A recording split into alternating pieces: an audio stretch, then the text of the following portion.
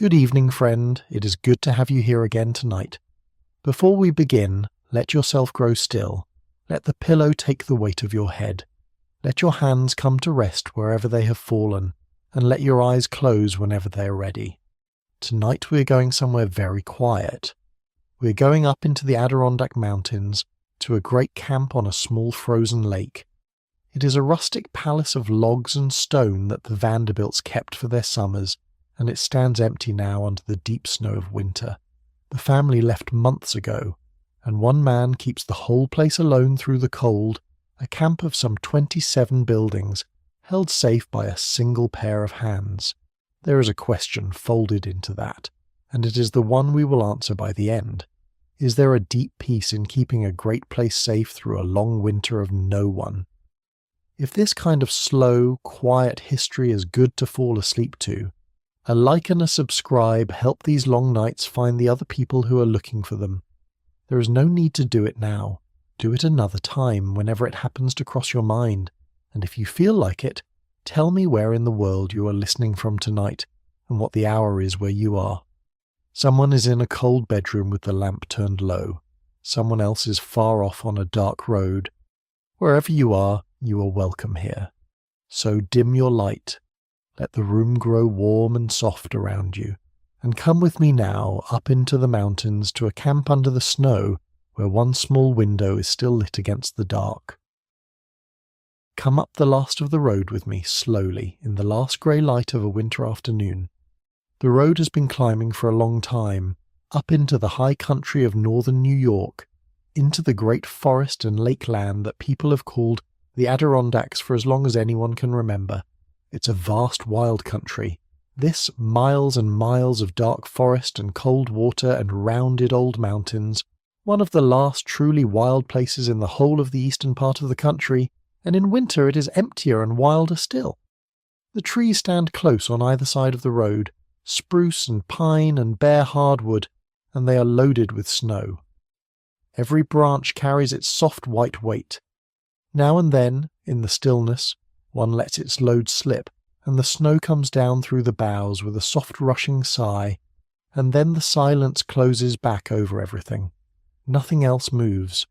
The only sound is the sound of your own steps in the dry cold snow, and even that is small because the snow takes sound and holds it and gives almost nothing back. Then the trees open, and there is the lake. It is not a large lake. In summer it is a bright bowl of water held in the hills, and the people who came here loved it for that, for the way the whole world seemed to gather around this one small private water. Tonight it is white and flat and still. The lake has frozen hard weeks ago now, and the snow has come down over the ice so that you could walk out across it and never know there was water beneath you at all. On the far shore the hills climb away, dark under their own snow, fold after fold of them, into a country with almost no one in it. There are no lights out there, no town, no farm, no other window burning anywhere in all that dark forest. Just the hills and the snow and the coming night. And there, along the near shore, is the camp. You can see it now through the last of the light. A cluster of great dark buildings under deep snow, low against the hillside, their steep roofs banked and rounded with white. There is the long shape of the main lodge, 3 stories of it, its wide porches stacked one above another and all of them filled with snow. There are smaller buildings scattered among the trees, cottages and lodges and sheds, each under its own white roof. There is a boathouse at the water's edge, its doors closed for the winter, the boats long since taken in, and over all of it there is a stillness that is hard to put into words, the particular stillness of a place that was built for company, and has been left for a little while to the snow and the cold and the dark. It is not a sad stillness. It is more like the stillness of something sleeping. The camp is not dead. It is only resting deeply under the snow. This is a great camp.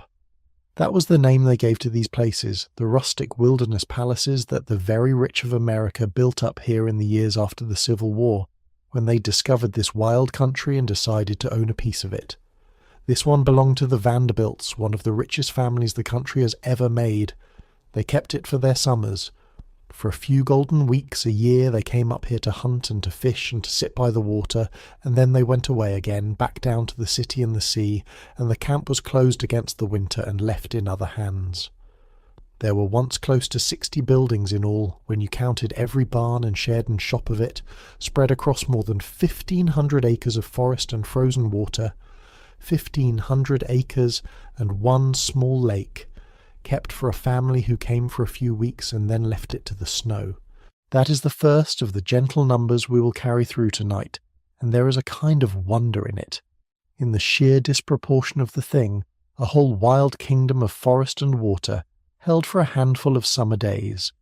We will come back to numbers like that again and again as the night goes on, not to marvel at the money in them, but because there is something restful in a great ratio turned over slowly in the warm, something a drowsy mind can hold on to and come back to.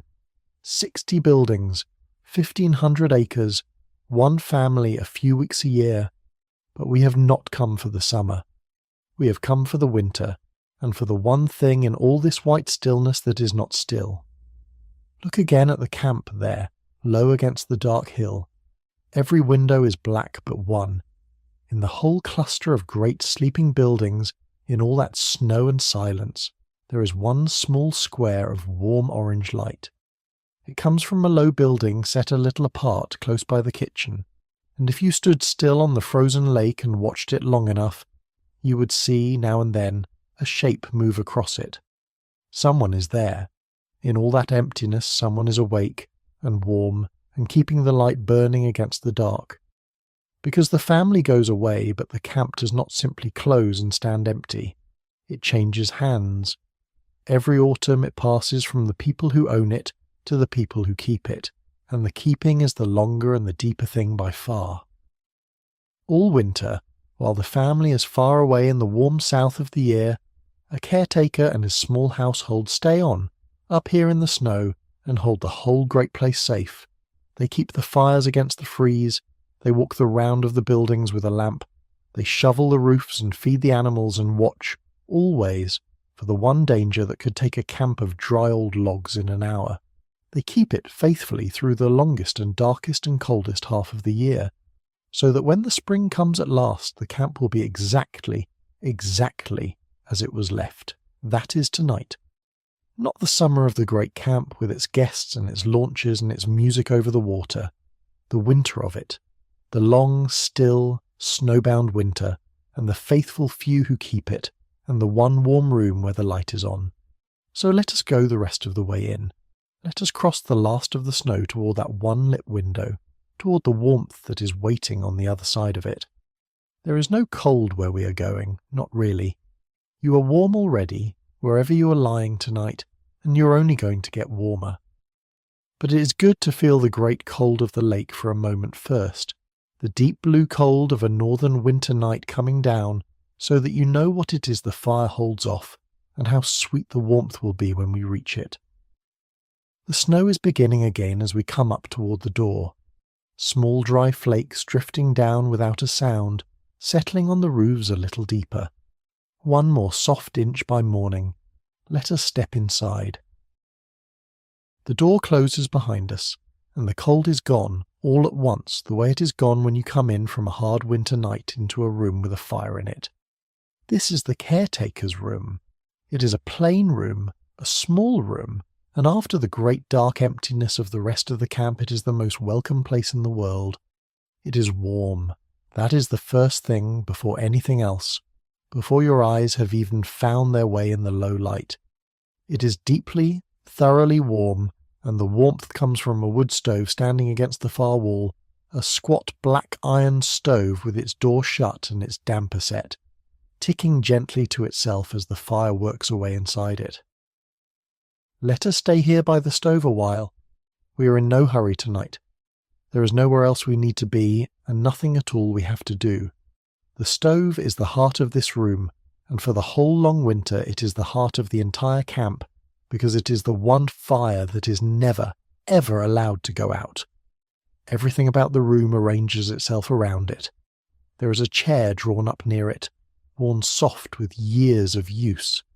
There is a wood box beside it, filled and ready, the split logs stacked with their pale-cut faces out, and the good dry smell of that wood is part of the air of the room, along with the smell of wood smoke and hot iron and coffee, and the faint tallow smell of the lamp. There is a kettle on the top of the stove, barely moving, kept just short of a simmer, so that there is always hot water for tea or for washing or for warming cold hands around. When a person lays a hand near the side of that stove, the heat pushes back against the palm from a foot away, steady and strong. That is how you know a stove is truly holding its fire. You can feel it before you ever touch it. The light in the room is small and golden and low. It comes from a single kerosene lamp, its wick turned down, its flame steady and yellow inside the clear glass chimney. The lamp throws a warm pool of light over the table, and the chair and the near wall, and it lets the corners of the room fall away into soft brown shadow. There is no other light anywhere. Out beyond the one window the world is black and white and freezing, an endless dark full of cold and snow and silence. In here it is orange and low and warm, and the two things sit a single pane of glass apart, the great cold and the small warmth, and the small warmth wins. It always wins. That is the quiet miracle a room like this performs, night after night, all winter long.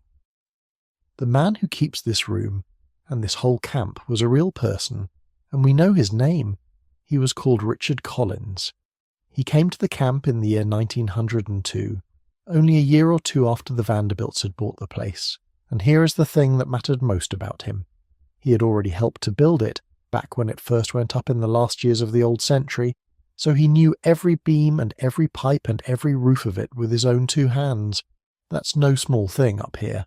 A man who has to keep a place alive through a winter alone had better know it in his bones, know where it is strong and where it is weak, where the cold gets in and where the snow gathers, and Richard Collins did. He was the caretaker. He was responsible for the whole outside and the whole fabric of the camp, for keeping every one of its buildings sound and safe, and above all for carrying the place through each winter, from the closing in the fall to the opening in the spring. When he and his wife first came here, the two of them lived in just 4 small rooms above the kitchen. 4 rooms over the great warm machine of the camp's cooking kept cosy from below by the ovens and the ranges. Later, when their family had grown, a proper house was built for them, up the hill a little, among the working buildings, and there they raised their children. But wherever the kept room happened to be, it was always something like this one. Small, warm, lit by one lamp, heated by one stove that never went out. A single point of life and light and heat in the middle of a great sleeping camp, in the middle of a great sleeping wilderness. There is a deep and simple pleasure in a room like this, and it is worth letting yourself sink into it, because it is the very pleasure the whole night is built on. It is the pleasure of warmth that you can feel precisely because there is cold on the other side of the wall. It is the pleasure of a small, safe, well-kept space in the middle of an enormous dark. All the oldest comfort in the world is folded into it. The comfort of the cave with the fire at its mouth, of the lit tent far out in the wilderness, of the one warm room while the winter does its worst outside and cannot get in. It is a comfort older than any house, older than any language, and it is waiting for you here, in this room, tonight. And you do not need to hold on to any of it. That is the other thing about a room like this, and about the whole of tonight. The fire is tended whether or not you follow every word I say. If you drift, the stove will still be warm, the lamp will still be lit, the man will still be quietly keeping his watch. Nothing here asks anything of you at all. You're the guest, and all the work is being done by other hands, warm and skilled and unhurried, and you may simply be here, in the warm, and let the winter go on outside without you. And there is the small good business of an evening in such a room, the quiet, human warmth of it. There is supper cooked on the top of the stove and eaten slow, something plain and hot and filling, the kind of food that tastes best of all when you have been out in the cold the whole day. There is the clean-up after, the kettle heated for the washing.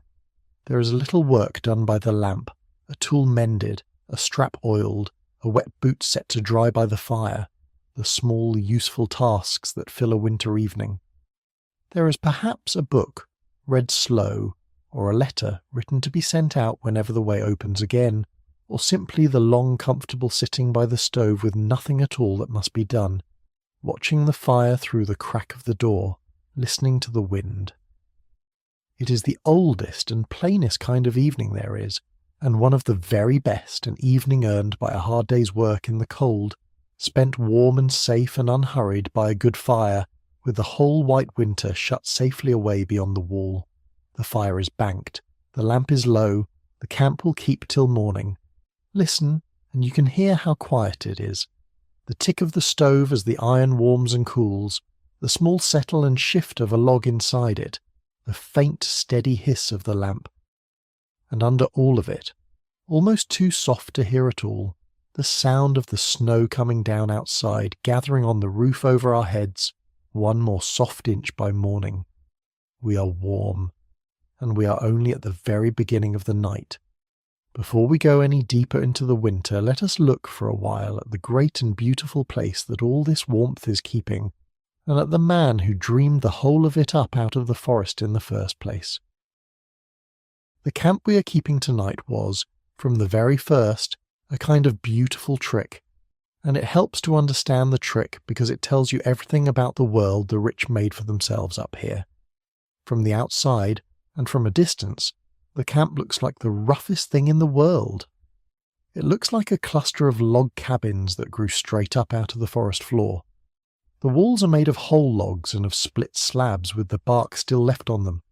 The porch rails are branches, chosen for their bends and their forks and their knots, and left just as the tree grew them. Inside the finer rooms, whole walls and ceilings are worked in patterns of split saplings and half logs, twig upon twig laid in careful designs, so that the very roughness is a kind of art, patient and skilled. The great chimneys are built of great rough fieldstone. Everything about the look of the place says wilderness, roughness, the simple, honest life of the woods, a retreat from the soft and crowded world down below. And then you step inside, and you find that the roughness is a costume, and that behind it is hidden every comfort that money could buy in that age. Behind the bark and the branches there was hot and cold running water. There were proper bathrooms with real plumbing, far out here where no such thing had any business being. There was a telephone.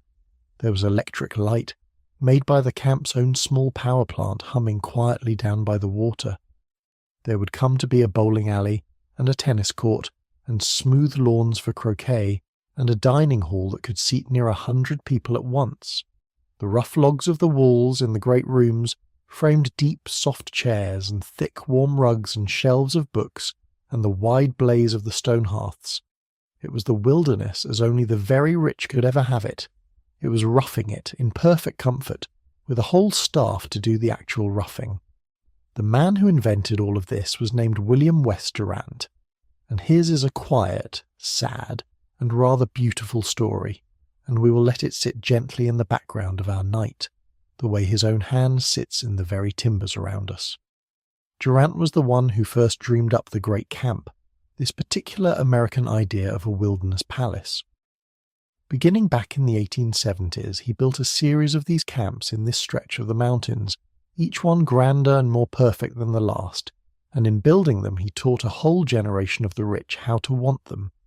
He built a first camp, and it became the model for everything that followed, and it passed in time into the Huntington family, one of the mightiest of the railroad dynasties.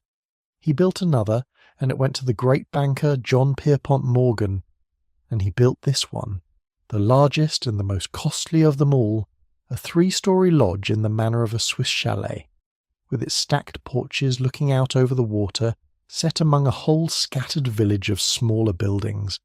It was this one that he sold, right at the turn of the century, together with 1,500 acres and more, to Alfred Gwynne Vanderbilt.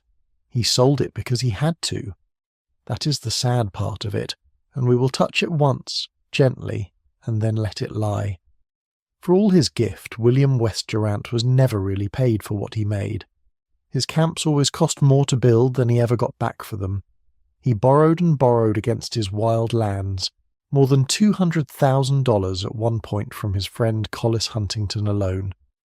And then his own sister brought a suit against him over the handling of their late mother's estate, and the whole fragile tower of his fortune came down around him.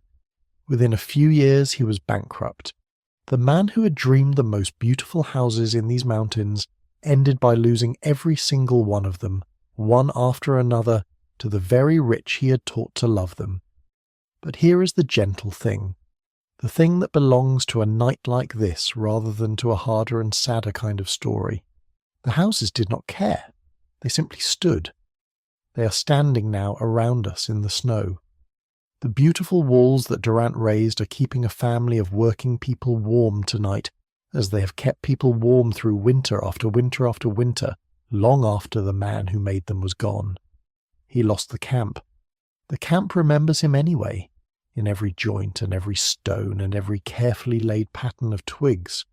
There is a kind of permanence in that which is worth resting on in the warm. A thing you make well can outlast everything that happens to you. It can go on quietly doing its good work in the world, keeping the cold off strangers you will never meet. 100 winters after you're gone, Durant's fortune vanished, his work stayed. And of the two, in the end, it may be the work that mattered more. So when we walk this camp tonight, we are walking through his mind in a way.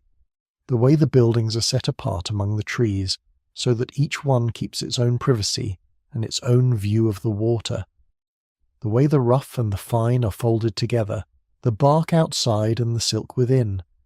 The way the whole place feels less like a single house and more like a small settlement that grew up naturally in a clearing by a lake. All of that was Durant, dreaming, and it is all still here around us, holding its shape under the deep snow, kept warm at its heart by the fire in the one lit room.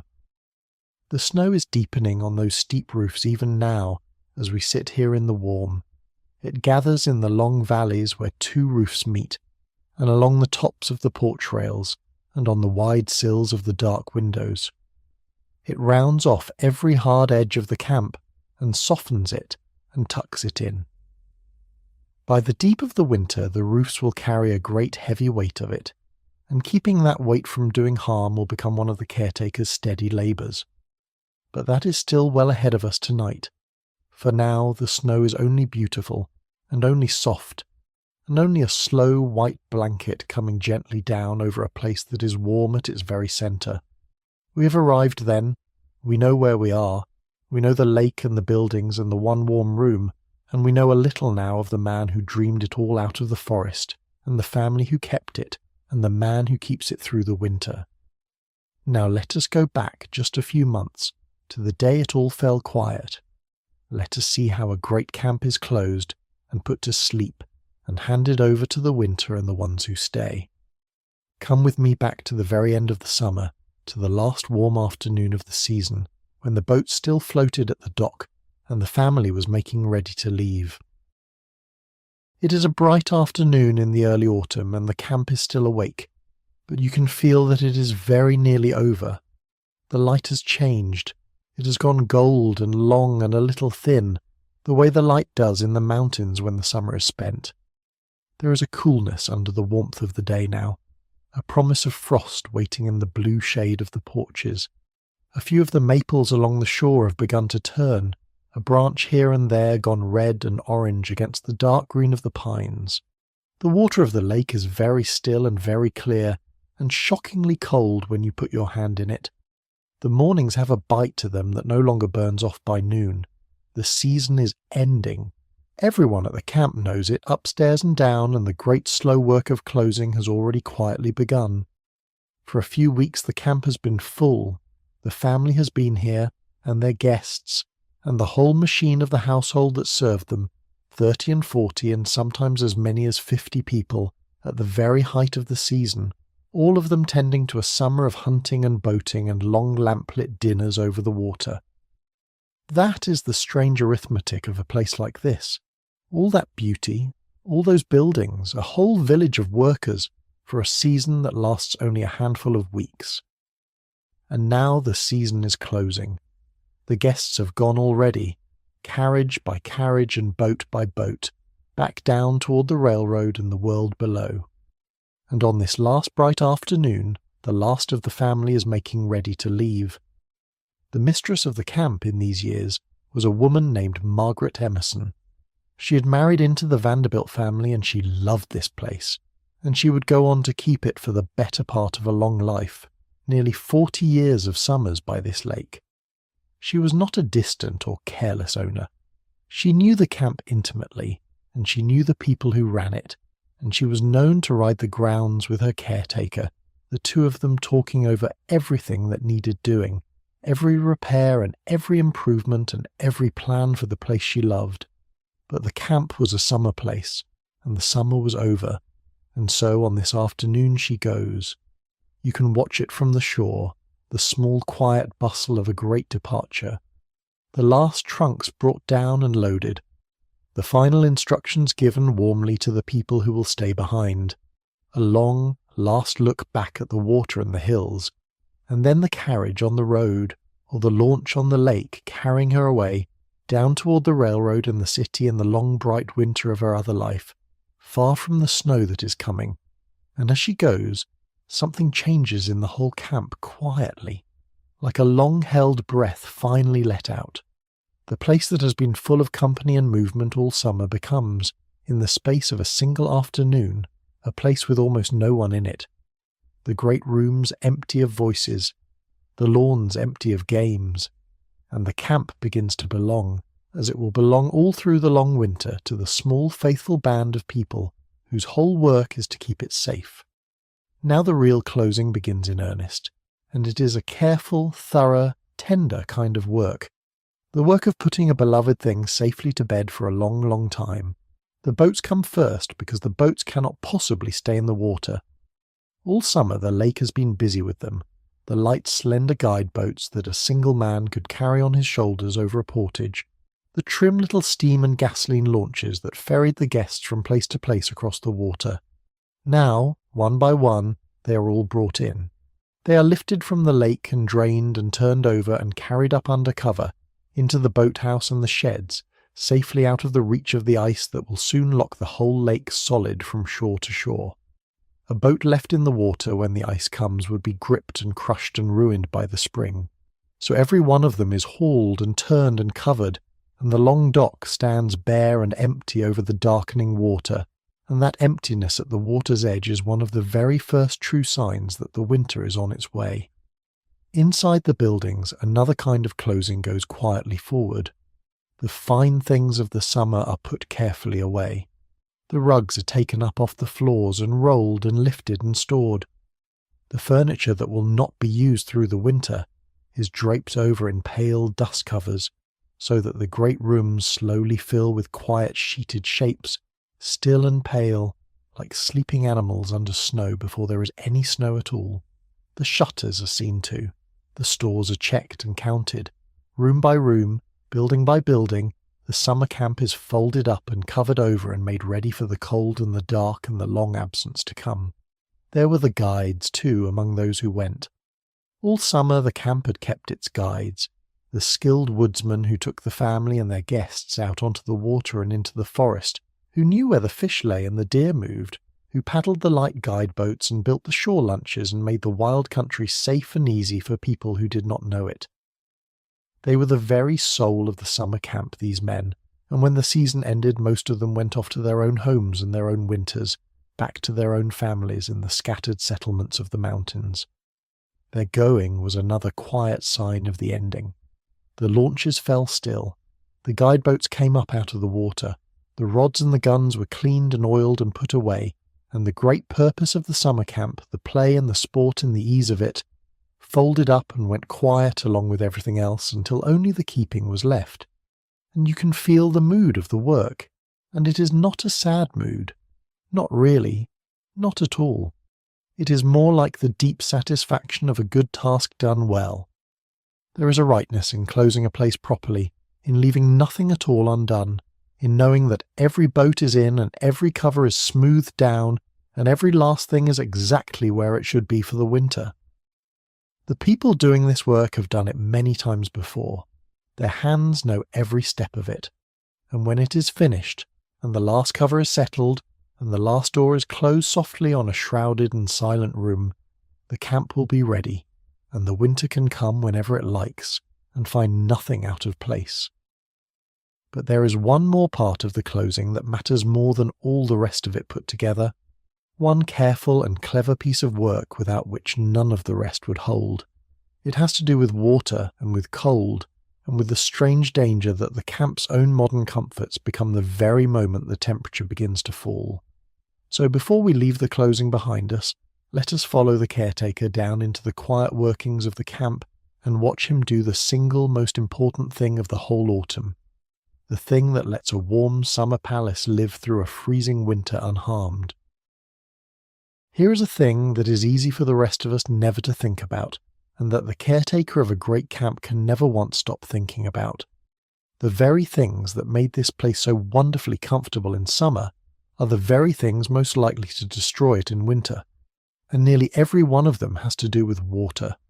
The camp was proud of its water. When the Vanderbilts took the place over, they poured money into exactly this, into hot and cold running water in the rooms, into proper bathrooms, into a whole hidden system of pipes and tanks and pumps that made a wilderness camp as comfortable as a fine house down in the city. Somewhere on the grounds there was a reservoir that held 100,000 gallons, a great gathered store of water, kept high and ready to feed the whole camp below it. In the warm months all of this was simply a marvel. Water ran clear and cold and hot at the turn of a tap, far out here in the deep woods where no such thing had any right to be at all. It was one of the quiet wonders of the place, and the guests barely thought about it, which was exactly the point. And then the cold comes, and every drop of that water becomes a threat to the whole camp. Water does a strange and powerful thing when it freezes. It swells. It pushes outward as it turns to ice, slowly and with an enormous, patient, irresistible force, a force that no pipe ever made can stand against.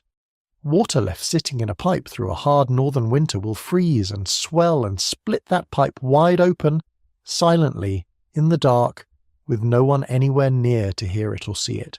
And then, in the spring, when the thaw comes at last and the water is let flow again, it pours out through every burst and broken pipe, into the walls and the floors and the ceilings, and a camp that was left whole and sound in the autumn is found soaked and rotted and ruined in the spring. That is the great hidden danger of a closed camp in this country, and the whole long, careful ritual of the autumn is built above all to prevent it. So the caretaker puts the water to sleep. This is Richard Collins now, down in the cellars and the serviceways of the camp with a lamp and his tools, going patiently and thoroughly through the whole system, room by room and pipe by pipe. The water is shut off at its source. The great tanks are drained down.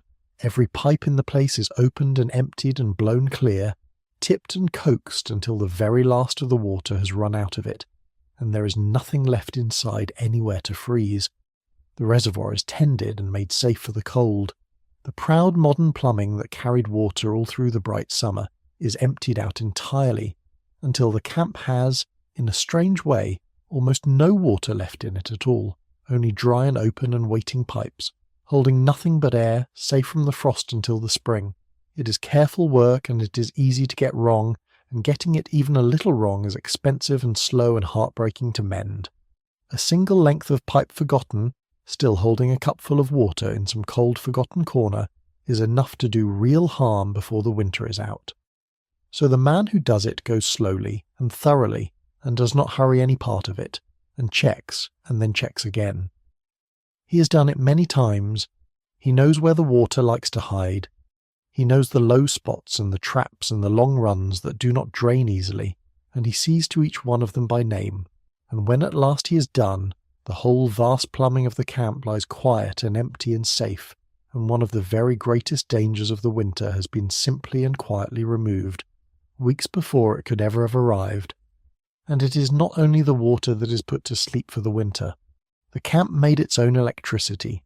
Down by the water, a small power plant that lit the rooms and ran the modern life of the place all through the summer. But a great house lit bright by its own current is a summer thing. A thing for a full camp and a working plant and people to tend it. In the deep of the winter, with the family gone and the household shrunk down to a faithful few, the camp goes back to older and simpler light. The kerosene lamp, the candle, the steady glow of the open stove. There is no need to light 40 empty rooms in the black of January. There is need only to light the one warm room where the whole life of the winter gathers, and that is done as it has always been done, with a wick and a flame and a clean glass chimney, the oldest good light there is. And so the winter camp is not only quieter and colder than the summer camp. It is darker too and softer lit, and older, lit at night by a single small flame in a single small window, the way a farmhouse or a lone cabin has always been lit against the dark. There is something deeply restful in that, when you turn it over in the warm and let your mind drift on it. The danger was real, but it was foreseen, and it was met, and it was handled calmly in good time by someone who knew exactly what he was doing. That is the whole feeling of a well-kept place, and it is one of the most comforting feelings there is. Nothing is left to go wrong in the dark. Everything that could ever threaten the camp has been thought of ahead of time, and met and put right, long before the worst of the winter comes anywhere near it. The reservoir is drained, the pipes are dry. The cold can come now whenever it likes and find nothing at all to break. And it is the same all through the camp, this quiet, careful foreseeing. The stores are laid in against the long months of being cut off. The flour and the salt and the sugar, the dried and the salted and the preserved food, the lamp oil, the coffee, everything a snowbound household will need and cannot send out for, all of it gathered in and stored away while the roads are still open. The wood is cut and stacked and seasoning. The tools are cleaned and to hand. A place that will be sealed off by snow for months on end cannot run down to any shop for anything it forgets, and so nothing is forgotten. Everything the winter could ask for has been quietly gathered in ahead of time, and now it waits, dry and ready, in the cellars and the sheds and the storerooms of the sleeping camp. The closing is nearly done now. The boats are in. The rooms are covered. The water is safe. The stores are laid up. In a little while the first real snow will come, and the road will fill, and the lake will freeze, and the camp will be sealed into its winter. But before it is, let us walk the whole of the place once in these last open days, and truly see the shape of it, because a great camp is a stranger, and a cleverer thing than it first looks, and to keep it through a winter you must understand that it is really two separate worlds and not one. Walk the camp with me now, in the grey quiet after the closing, and you will begin to see that it is built as two separate places, set a little apart, with a low hill lying between them, and that the whole life of the place depends upon the difference between them. Down here, along the shore of the lake, is the world the family knew. This is the beautiful part, the part in all the old photographs, the part that a guest would ever see. Here is the great main lodge, with its 3 stories and its stacked porches out over the water. Here are the sleeping cottages, tucked away among the trees, each one a small rustic house of its own, with its own hearth and its own view. Here is the dining hall, where the long summer dinners were served, a room grown over the years until it could seat very nearly 100 people at once. Here is the playhouse, with its games and its music. Here is the boathouse at the water, and the smooth lawns where they played at bowls and at tennis and at croquet through the warm, bright months. Everything down here is arranged for pleasure and for beauty, and above all for the view of the lake. This is the front of the house. This is the world of rest. And then you climb up over the low rise behind it, a short walk only about 1/4 to 1/2 mile, and you come into the other world entirely. This is the working part of the camp, and almost no guest ever set eyes on it. Here there are no smooth lawns and no views arranged for anyone's pleasure. Here are the barns for the horses and the cows. Here are the workshops, where the blacksmith worked at his forge and the carpenters and the painters kept the whole great camp in repair, and where the furniture and the hardware and the fittings of the place were made and mended by skilled hands. Here are the plain houses where the workers and their families lived. Here, even, was a small school, kept in one of the cottages, taught by a teacher brought up from a town down below, for the children of the very people who worked here. The buildings up here are painted a plain red, and built for use and not for beauty, out of the same natural local wood and stone as everything else. This is the back of the house. This is the world of work. And it took a very great deal to hold the front of the house in all its ease. Think of everything that had to happen, unseen, for a single summer dinner to appear on the long table down by the lake. The food grown or raised or brought in and kept cold in the ice house. The wood cut and split and carried into the kitchen ranges. The water pumped and piped and heated. The lamps filled and trimmed and the current made down in the little power plant. The linen washed and starched and ironed. The silver polished, the rooms swept and aired, the fires laid, the boats kept ready and waiting at the dock. A whole day's labour by many skilled hands stood quietly behind every easy hour the family ever spent, and nearly all of it happened up here, or behind the scenes, out of sight, so that down by the water it could seem almost as though the comfort simply grew on the trees. That was the great art of the place, and the art of every fine house of that age. The work was made invisible, so that the rest could feel effortless. Two worlds, then, a short walk apart with a hill between.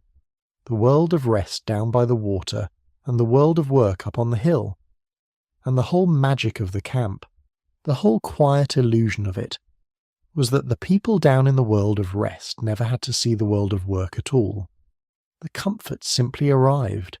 The fires were lit, the food appeared, the boats were ready at the dock, the beds were turned down at night, and all of it seemed to happen on its own, as if by some gentle magic, because the whole great machinery that actually made it happen was kept up and over the hill, out of sight and out of mind, doing its work quietly in its own separate place. There were once nearly 60 buildings in all, when you counted both worlds together, the beautiful and the useful, the lakeside and the hill. Nearly 60 buildings to keep one family comfortable for a few weeks in the summer. That is another of our gentle numbers, and it is worth turning over slowly in the warm dark. 60 buildings. A whole village, really, a small and nearly complete little settlement in the middle of the wilderness, with its own power and its own water and its own farm and its own school and its own shops and its own community, and the whole of it existing so that a handful of people could rest beside a mountain lake for a few weeks in August. There is no anger in noticing that. There is only wonder in it, the plain astonishment of the scale of the thing, and we will hold it the way we hold all the numbers tonight, gently and with a kind of quiet amazement. And here is the thing that matters most for the night ahead of us. In the summer, it is the world of rest that is full and bright and awake, and the world of work that stays hidden. But in the winter, when the family is gone and the guests are gone and the whole season is over, it is the other way around entirely. The beautiful lakeside camp goes dark and cold and covered and still, and the whole life of the place all winter long moves up the hill, into the plain, warm houses of the people who keep it, into the barns where the animals wait out the cold, into the one-lit window we saw burning from the ice. The front of the house sleeps. The back of the house keeps its long, faithful watch. The world of rest rests and the world of work works on quietly through the whole white winter. And there is one more thing to know about this working world up the hill, one that made the camp stranger and more complete than almost any other place of its kind. It grew, and made a great deal of what it used. Across the lake there were fields where corn and potatoes were raised for the table. In the spring the maples were tapped and the sweet sap boiled down. In the summer the cows were milked and the butter churned. In the shops the carpenters and the painters and the blacksmith made and mended the furniture and the fittings and the ironwork of the whole camp with their own hands, so that a broken chair or a worn hinge or a wanted table need never wait on the slow world below. It was very nearly a world entire, this camp, a small settlement that could feed itself and mend itself and light itself and warm itself, set down complete in the middle of the wild forest.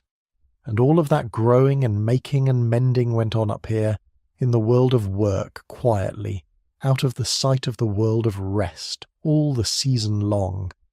So let us go up the hill into that world of work and meet the people who stayed. Because a closed camp with a single lonely watchman is one thing, and a slightly sad thing, and that is not at all what this is. What this is a family and a small household, living their whole lives up here in the snow, and there is nothing sad in it whatsoever. There is warmth in it, and there are children in it, and there is a whole small living world of its own. Come up the hill and see. So who is it that stays when everyone else has gone? Let us go up the hill and into the warm and meet them, because they are the very soul of the whole night, and the reason a winter camp is a comfort and never a loneliness. At the heart of it is the caretaker and his family. We have met Richard Collins already, the man in the kept room, the man who helped build the place and knows every beam of it. Now let us meet his wife, because the two of them ran the camp between them, and the winter belonged to them both together. Her name was Margaret Collins. And if Richard kept the outside and the fabric of the camp, its buildings and its fires and its roofs, then Margaret kept the inside and the very life of it. The cooking, the cleaning, the washing, the ironing, the whole daily running of the household, all of that was hers. When the camp was full in summer, she managed a small army of household staff, and even the extra servants who came up with the guests, keeping the whole great domestic machine running smoothly. And in winter, when the army was gone home, she kept her own family fed and warm and clothed and clean and cared for in the very middle of the deep snow, which is its own kind of skill and no small one, and a thing to be honoured. They had children, the Collinses, 5 of them, and the children grew up here, at the camp, in the mountains, in the snow.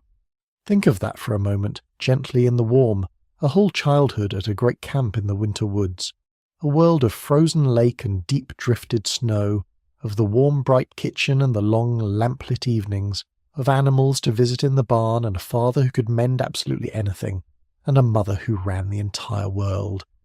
And school, too, kept right there at the camp, in one of the cottages, by a teacher brought all the way up from a town called Corinth down below, so that the children of the workers could learn their letters and their sums and their history up here in the wilderness, just like children anywhere else in the country. It was not a lonely childhood, whatever it might look like from outside. It was a rich one, in all the ways that truly matter, full of space and work and warmth and animals, and the deep unshakable security of a family that knew exactly what it was doing and exactly how to keep itself. And around the Collins family there were others who wintered over too, a small faithful band of them, perhaps 20 souls all told in the very depth of the year, against the 30 or 40 or 50 who had filled the place at the height of summer. 20 people to keep a camp of near 60 buildings on 1,500 acres of snow and forest. There were the men who kept the barns and the animals through the cold. There were the hands for the wood and the ice and all the heavy work of the winter. There were the wives and the children and the households that together made the working camp. Up the hill, a real and living little community all through the long cold months. They were not marooned up here, and they were not miserable. They were home, in a place they knew well, doing work they understood, together, among their own. They had to be a resourceful household, the winter people, for they could lean on no one much but themselves. If a thing broke, they mended it. If someone took sick, they nursed them at home, for the doctor was far off down the snowbound roads.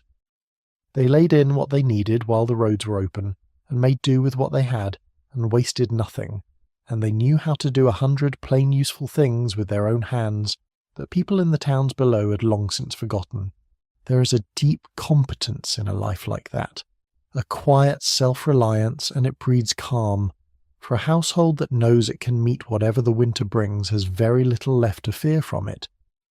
They were equal to their place and their season, these people, and they knew it, and there is a great steadiness and contentment in that, in being wholly and simply equal to your own life, And that is the thing to hold on to tonight, the one thing that turns this whole picture from something that might seem bleak into something deeply and truly warm. A closed camp in the snow, seen from far off across the frozen lake, might look lonely. It might look like an abandoned place with one poor, sad watchman rattling around in it.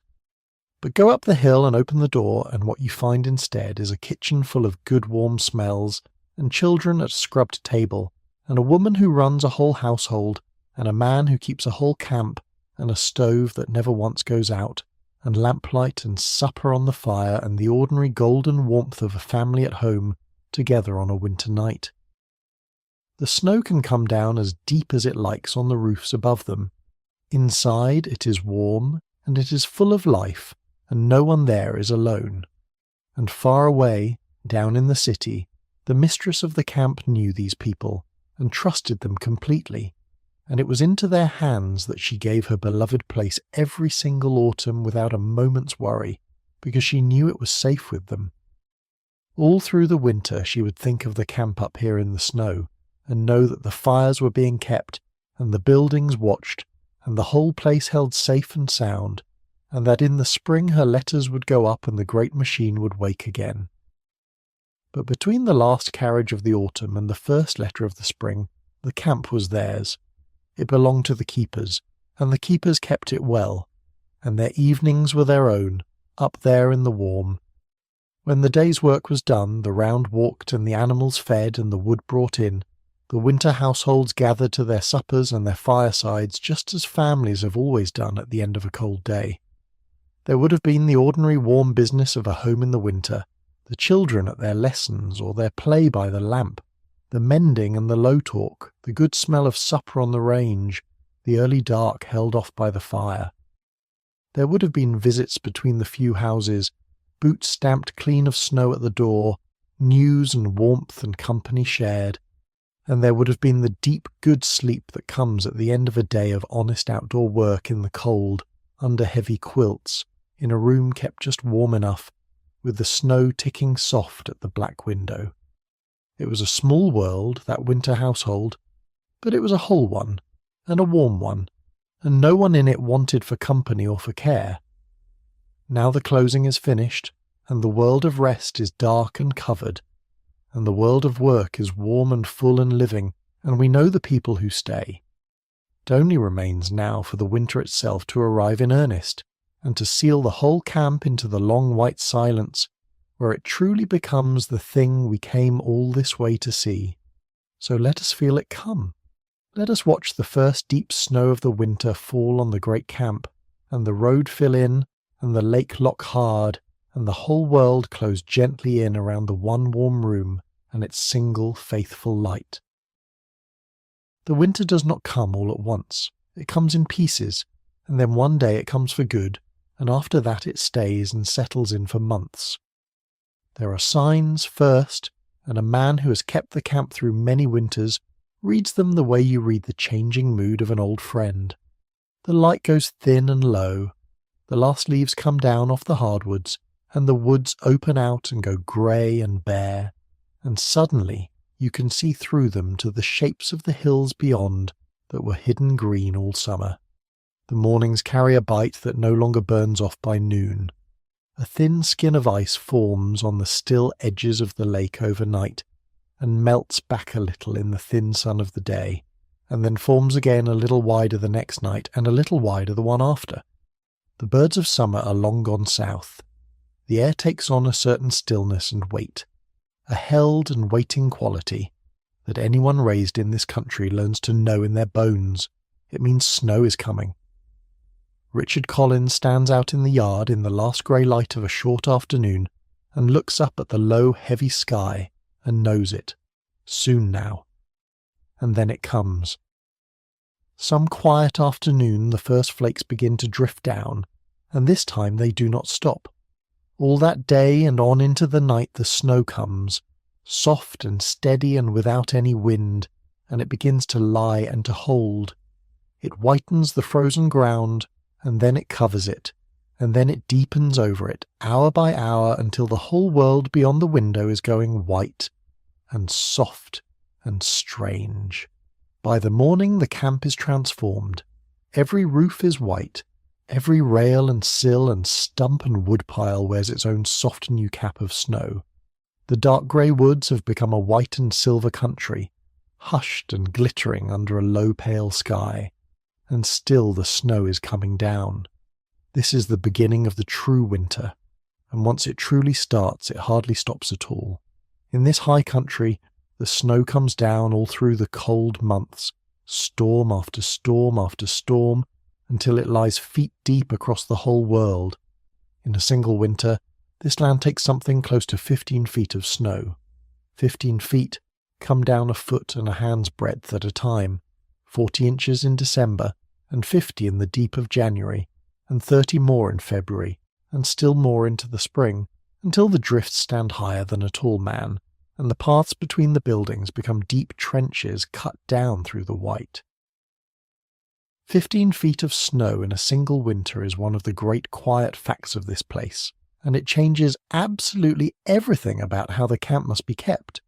The lake freezes now, and freezes hard. The skin of ice that came and went along the edges spreads out toward the middle and thickens and joins, until one still and bitter night the whole surface locks solid, from shore to shore, with a groan and a boom that carries through the dark.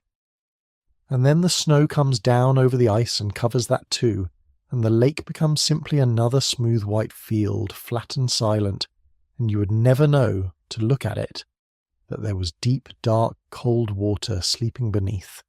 The lake that was the bright dancing heart of the summer camp becomes, in the winter, a broad flat plain of snow over ice. And in a strange way it becomes a kind of road, because a frozen lake is a smooth and open highway through a country that is otherwise choked deep with snow and tangled forest. In the old winters, people travelled the frozen lakes and rivers as their roads, by sled and on foot, and the ice was a help and not only a wonder. And the road out fills in. The long way down to the world below, the road that carried the family and their guests all summer, drifts over and closes and disappears. The camp becomes, for weeks at a stretch, an island in a sea of snow, cut off, reached only with real difficulty and effort, if at all. And it is not a frightening thing, this being cut off. It is a quiet thing, almost a deeply cosy thing, when you are warm inside it. The world simply narrows down. It shrinks to the camp and the lake and the near-dark woods, to the round of the buildings and the warm rooms and the faithful daily work, and everything beyond that goes very far away and stops mattering very much at all. There is nowhere to go and nothing to rush for and no one coming. There is only the camp and the winter and the long patient keeping of it. Richard Collins stands at the window in the early dark and watches the snow come down over his sealed white kingdom, and he is not dismayed by any of it. This is what he stayed for. This is the whole of the work. The camp is sound, the water is drained, the wood is stacked high, the stores are laid in, the animals are fed and warm, the family is safe and far away, and the whole great place is his to hold, alone, through the long white months ahead, and he means to hold it well, the way he always has. He turns back from the cold glass to the warm room, and the low steady lamp and the ticking stove. Outside the snow rises softly on the roofs, one more inch, and then another, deep and slow and endless. And there are the storms. The snow does not always come down soft and windless the way it does tonight. Sometimes it comes on a hard wind out of the northwest, and then the whole camp is wrapped in a roaring white world, where you cannot see from one building to the next, and the snow drives level and stinging, and the drifts build fast in the lee of every wall. On such a night the wind finds every corner of the buildings and moans low in the eaves and pushes at the doors.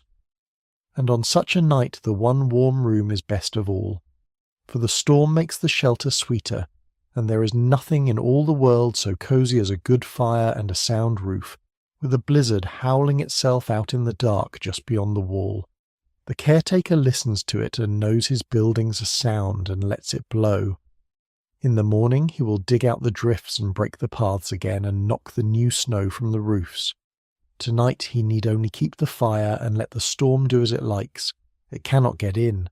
The fire is banked, the snow is falling, the camp will keep till morning, and tomorrow, and every day after it, there will be the round to walk, the whole camp to check and to tend, building by cold building with a lamp and a heavy ring of keys.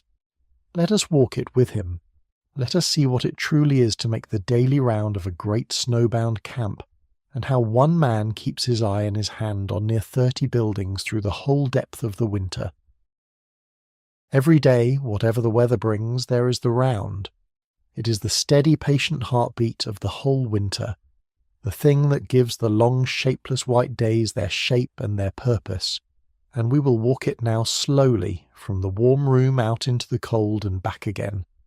It begins with the dressing, because you do not step out into this cold lightly or in a hurry. Heavy wool, layer upon layer of it. Good boots, felt lined against the snow and the freeze. A hat pulled down over the ears, and thick mittens and a scarf wound up over the face. And the last thing before the door is the ring of keys, heavy and cold and ringing in the hand, one key for every lock in the camp. Then the door, and the shock of the outside air so cold it catches at your breath for a moment and stings the inside of your nose before your body remembers how to meet it. The snow squeaks and cries underfoot, that strange high dry sound that snow only makes when it is very cold indeed, and the round begins. Building by building, Richard Collins goes patiently through the whole camp. He breaks the path where the night's new snow has covered over the day before's. He comes to a door and finds the right key among the many by feel, his fingers stiff in the cold, and lets himself into a great cold shrouded room, and stands there a moment, letting his eyes adjust to the grey dimness inside. And then he looks. That is the true heart of the round, the looking, the slow, careful attention to everything. He looks at all of it. Is the roof holding its weight of snow well, or is it building up too deep in the valleys where two slopes meet, where it could begin to do harm? Is there any sign anywhere of water where no water should be, any drip, any dark stain, any place where a pipe might have been missed in the draining? Has any small animal found its way in out of the bitter cold, a squirrel or a mouse or a marten that might gnaw and nest and do mischief among the covered furniture? Is every window sound and whole? Is every shutter fast? Is every door still true on its hinges? Is anything, anywhere in any of these silent shrouded rooms beginning quietly to go wrong? For this is the deep truth of keeping a place safe through a winter, and it is worth understanding, because it is the truth the whole night turns on. The great disasters almost never arrive with a bang. They begin small and quiet and slow in an empty room in the dark, and they grow. A little leak, unnoticed. A little drift of fine snow blown in through a gap in a shutter. A little weakness beginning in a beam under a great and growing weight of snow. Left alone, unseen, through the long weeks of the winter, the small thing becomes a large thing, and the large thing becomes a ruin. And the whole point of the round, the entire reason for the daily walk through all those cold buildings, with the lamp and the keys, is to catch the small thing while it is still small, to see the leak on the first day and not the 40th, to knock the snow off the roof before ever it can crack the beam, to find the gap and stop it before the drift can build behind it. The round is how a place is kept whole. It is patient, and it is faithful, and it is mostly, blessedly, entirely uneventful, and that is exactly how the caretaker likes it. There are near 30 buildings in his charge, 29 of them by the count of the camp, and he holds every single one of them in his mind and in his hands. He knows which roofs shed their snow easily and which ones hold it, and must be watched most closely. He knows the buildings that stay dry and sound on their own, and the ones that always need an extra eye. He knows where the cold likes to get in and where the damp might gather in a corner. 29 buildings, walked and checked and tended. One man's steady, quiet care spread out over a whole scattered village of them, day after day, all the long winter through. He carries the whole of it, the whole camp, in his head the way a shepherd carries his flock, knowing each one by name and by nature, missing none. It is cold work, the round, and it is long, and by the end of it the cold has worked its slow way in through all the wool and the felt, into the fingers and the toes and the tip of the nose and the ache of the face. But the round always ends the very same way, and the ending is the best part of the whole day. It ends back at the warm room. It ends at the door closing hard on the cold, and the heat of the stove reaching out across the room to meet you before you have even got your mittens off, and the slow, good business of shedding the frozen layers and hanging them near the fire to dry and drawing the worn chair up close and feeling the warmth come creeping back into your cold hands. The pleasure of coming in from the cold is a pleasure you have to earn, and the round earns it, every single day of the winter. That is the true shape of a winter day up here. Out into the cold to keep the camp, and back into the warm to keep yourself over and over all the long white patient season. And the round has its own quiet pleasures, for all that it is cold and long. There is the beauty of the winter camp seen fresh each morning, the buildings under their clean new snow, the long blue shadows, the chickadees that come bold and friendly about a man who moves among the buildings every day.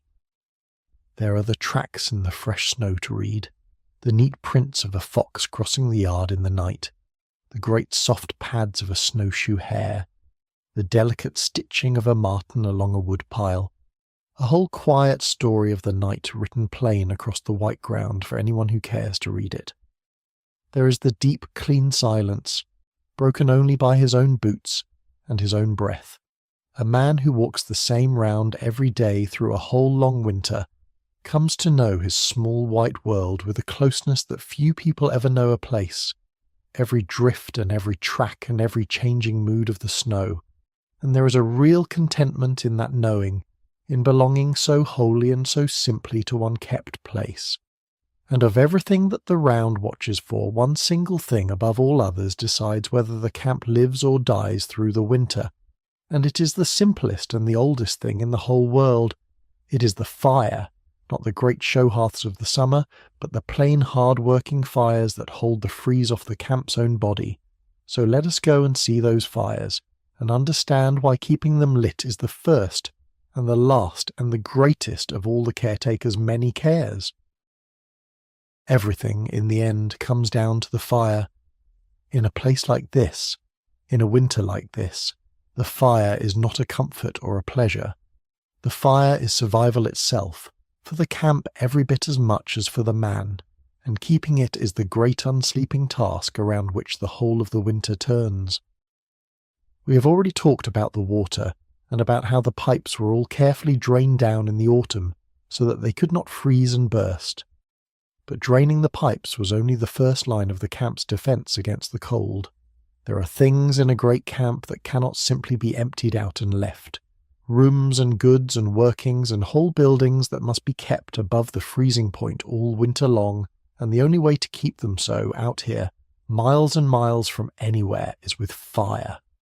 Wood fire in stoves and in hearths, fed by hand, watched by hand, banked by hand, and never once allowed to fail. And so all through the coldest months the caretaker keeps a set of fires burning in the camp, not for warmth alone, but to hold back the freeze itself, to keep the very heart of the place from ever going solid with ice.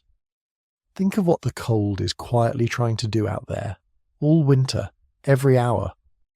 On an ordinary winter night up here the temperature falls to only a few degrees above zero, and on the hard clear nights it drops far below even that, down toward 20 and 30 below and colder still. That kind of cold does not simply chill a building for an afternoon. It reaches into everything and stays. It creeps in through the walls and up through the floors. It finds any trace of damp anywhere and turns it hard to ice.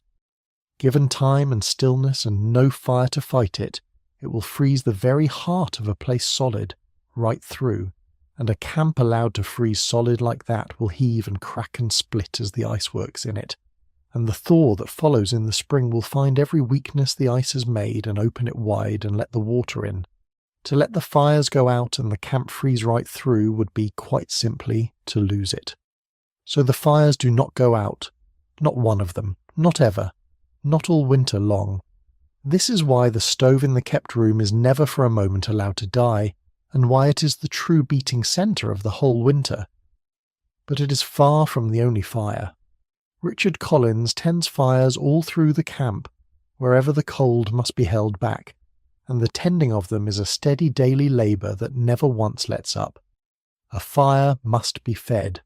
It burns itself down, always, and must be built up again and again, morning and midday and evening and last thing at night, log after log after log without end. It must be banked at night, damped carefully down and set to burn low and slow, so that it holds its living heat all through the long dark hours and is still alive to be woken and built up in the cold of the morning. The ash must be drawn off. The draught must be minded. A fire is a living thing in its way, and it must be kept alive by constant attention, and in the winter that attention truly never stops, because the very moment it stops the cold begins to win. There is a rhythm to all of this that becomes, in time, the rhythm of the whole day and the whole long season. Wake in the cold dark and the first thing, before anything else at all, before dressing, before eating, is the fire.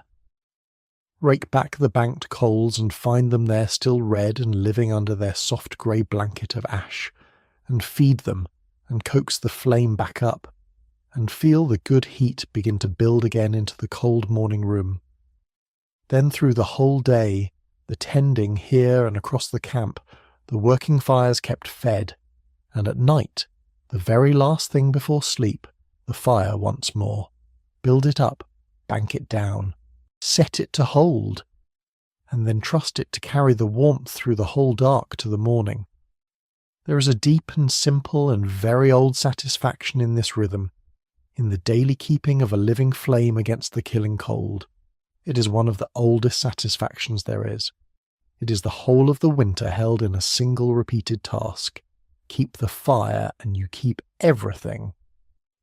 And here is the warm thought to rest on now, the thought that turns all this constant labour into a comfort rather than a worry. Somewhere, right now, wherever you happen to be lying and listening tonight, you are warm, and something is keeping you warm. A heater, a furnace, a fire, some patient machinery holding the cold off you while you drift down towards sleep. You do not have to tend it. You do not have to think about it or get up to feed it. It simply holds faithfully all night long so that you can let go completely and rest. That is exactly what Richard Collins is for the whole great camp. He is the one who tends the fire so that everything else can rest. And tonight, in a way, he is that for you too. The fire is tended. You do not have to keep it. You can let go and drift and trust that the warmth will hold until the morning. And there is a particular sweetness to the very first fire of the morning, one that anyone who has ever kept a stove will know at once. The room is cold when he wakes, for the long night has worn the fire down low. He rises in the dark and the cold and goes straight to the stove and opens it and rakes back the ash, and there always are the coals, still alive, still faithfully red beneath their soft grey blanket, kept overnight by the careful banking of the night before. He feeds them a little kindling, and bends and blows, and the flame catches and climbs, and he feeds it the good split wood, and closes the door and sets the damper just so, and then he stands there a moment in the growing warmth, and puts the kettle back on to sing, and the cold room slowly comes back to life around him, and the light grows grey, and then gold at the window, and another winter day begins exactly as the last one did. There is no better beginning to a day than that. The waking of a fire that never quite went out, the warmth coming back into a cold room, the kettle beginning to murmur on the iron. The fire is banked, the snow is falling, the camp will keep till morning. But a fire kept burning all winter long eats a truly astonishing amount of wood, far more than you might ever think, a whole mountain of it. and that wood does not cut and split and stack and carry itself. So let us go out now to the wood yard, and to the endless quiet, honest labour of the winter's wood, and meet one of the other faithful hands who wintered over up the hill. A fire is a hungry thing, and a winter up here is a very long one, and between the two of them they eat an astonishing amount of wood. Behind every warm room and every held fire in the whole camp, there stands, unseen and unthanked, a great and constant labour, the cutting and the splitting and the hauling and the stacking of wood, without which every other comfort in the place would simply fail. So let us go out and stand a while in the cold, clean air of the wood yard, and watch it being done. There is a man at the work. Let us say his name was Tom Bailey, one of the hands who stayed on through the winter up the hill. The camp kept such men, and the truth is that most of their names are lost to us now, worn away by the years, so we will give this one a good plain name and let him stand honestly for all of them. He is a strong, unhurried, capable man, well dressed against the cold, and he has been at the wood since the first grey light came up over the hills, and the split pile beside him has grown steadily all the morning, and it will go on growing all winter, because the fires never once stop asking for more. Watch the work a while, because there is a deep quiet calm in watching another person do a hard physical thing well and steadily. The log is set up on end on the chopping block. The axe comes up and pauses for the smallest moment at the very top of its arc and comes down clean, and there is that sharp, satisfying crack as the wood splits along its grain and falls open into two pale halves, and again, and again. It is slow, and it is steady, and it has a rhythm to it like breathing. The lift and the fall, the crack and the drop, the reach for the next log off the pile. A great heap of split wood grows at his side, the fresh cut faces of it pale and bright and clean against the trodden snow, the good sweet smell of the cut wood rising into the cold still air. And in the great silence of the winter camp the sound of the axe carries a long, long way over the snow, a slow and regular knock, knock, knock, the sound of the fires being fed hours and even days before they will ever burn. And it goes on, and this is the whole truth about the winter's wood, that it is never for one moment finished.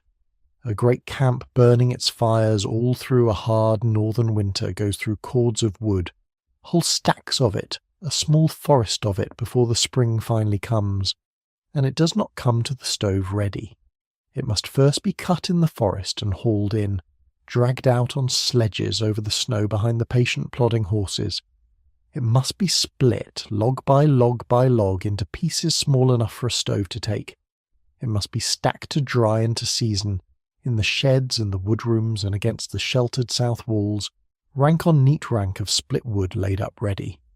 And then it must be carried, armful by heavy armful, in through the cold to every fire in the camp, every single day, all winter. The woodpile is the true and honest measure of the winter. As the long cold months go by, the great stacks that were laid up so high in the autumn slowly, steadily go down, and the ash heaps slowly build, and you could read the passing of the whole season, if you cared to, simply in the sinking of the woodpiles. And there is real honour in this work, and it is worth seeing it clearly and giving it its full due, here in the warm, where the men who did it were so rarely thanked. It is not glamorous work. No summer guest ever admired it or gave it a thought. The people who warmed themselves so pleasantly at these fires in the summer never once thought about the man out in the cold yard whose whole hard winter was the feeding of them. But it is skilled work, and heavy work, and utterly essential work, and the man who does it well takes a deep, quiet pride in it, in the clean, true split, in the well-laid and squared stack, in the plain knowledge that the fires will never want for fuel on his account. There is a real and unshowy dignity in keeping the warmth of a whole great place supplied out of the strength of your own two arms, and Tom Bailey, and all the good men like him whose names we have quite lost, had that dignity in full measure, and when the short light begins to fail, and the day's wood is all split and squared and stacked, he too will go in, up the hill, to his own warm room and his own hot supper, and his own family around the table, his hands sore and his back tired, and the good clean weariness of honest work settled deep in him. He has fed the fires that keep the whole camp alive. Tomorrow he will get up and feed them again, and it is the same tomorrow, and the day after that, and all the long white winter through, the axe and the block and the ever-growing pile, the quiet, endless, faithful keeping of the warmth, and before ever the wood reaches the yard and the block it must come out of the forest, and that is a labour of its own, and a fine one to watch. Out in the snowy woods the trees are felled and cut to length, and the logs are loaded onto the low sledges, and the horses lean into their collars and draw them out over the snow, the runners hissing, the harness jingling, the men walking alongside through the drifts.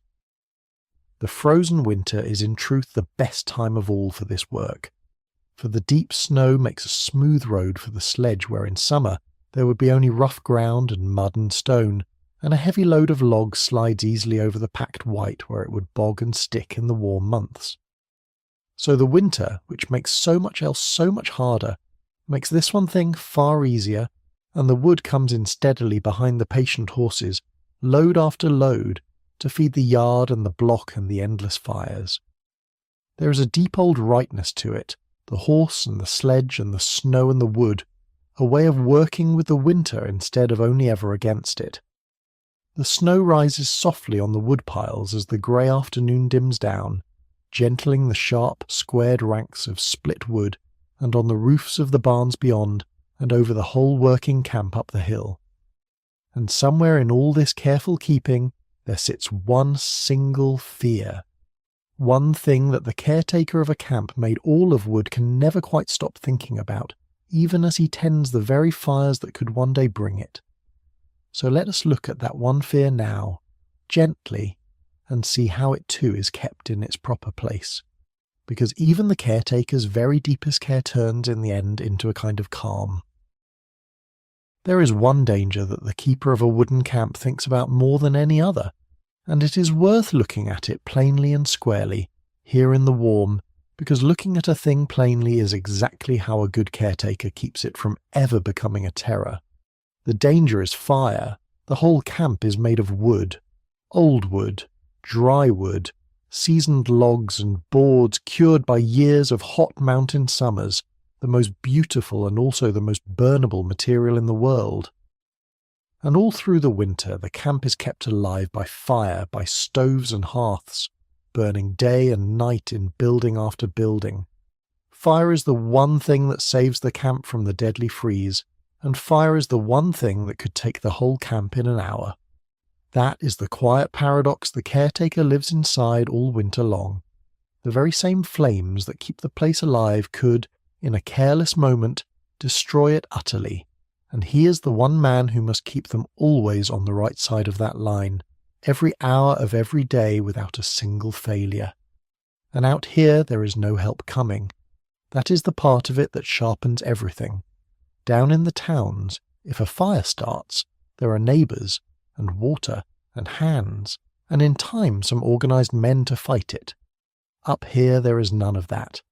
The camp is miles from anywhere at all, 4 whole miles even to the little hamlet at the head of the larger lake, and in the deep of winter those miles are choked and buried in snow, and the lake is locked, and the roads are gone. If a fire ever took hold here in the black of January, there would be no one at all to call, and no way to call them, and no possible way for them to come in time even if they were called. The caretaker and his small household would face it entirely alone, with buckets and shovelfuls of snow in their own bare hands, and most likely all they could do would be to stand back in the cold and watch a building burn. So the whole art of it, the entire art, is to make certain that never ever happens. Not to fight the fire, but to see to it that there is never a fire there to fight. And so the caretaker's care with flame is total and constant, and it runs through everything he does every hour. Every stove is kept sound, its pipes swept clean, its door true and tight shut, with no crack or gap anywhere that a stray spark might escape through. The chimneys are watched and swept out, because a chimney choked with black soot is exactly where a chimney fire is born.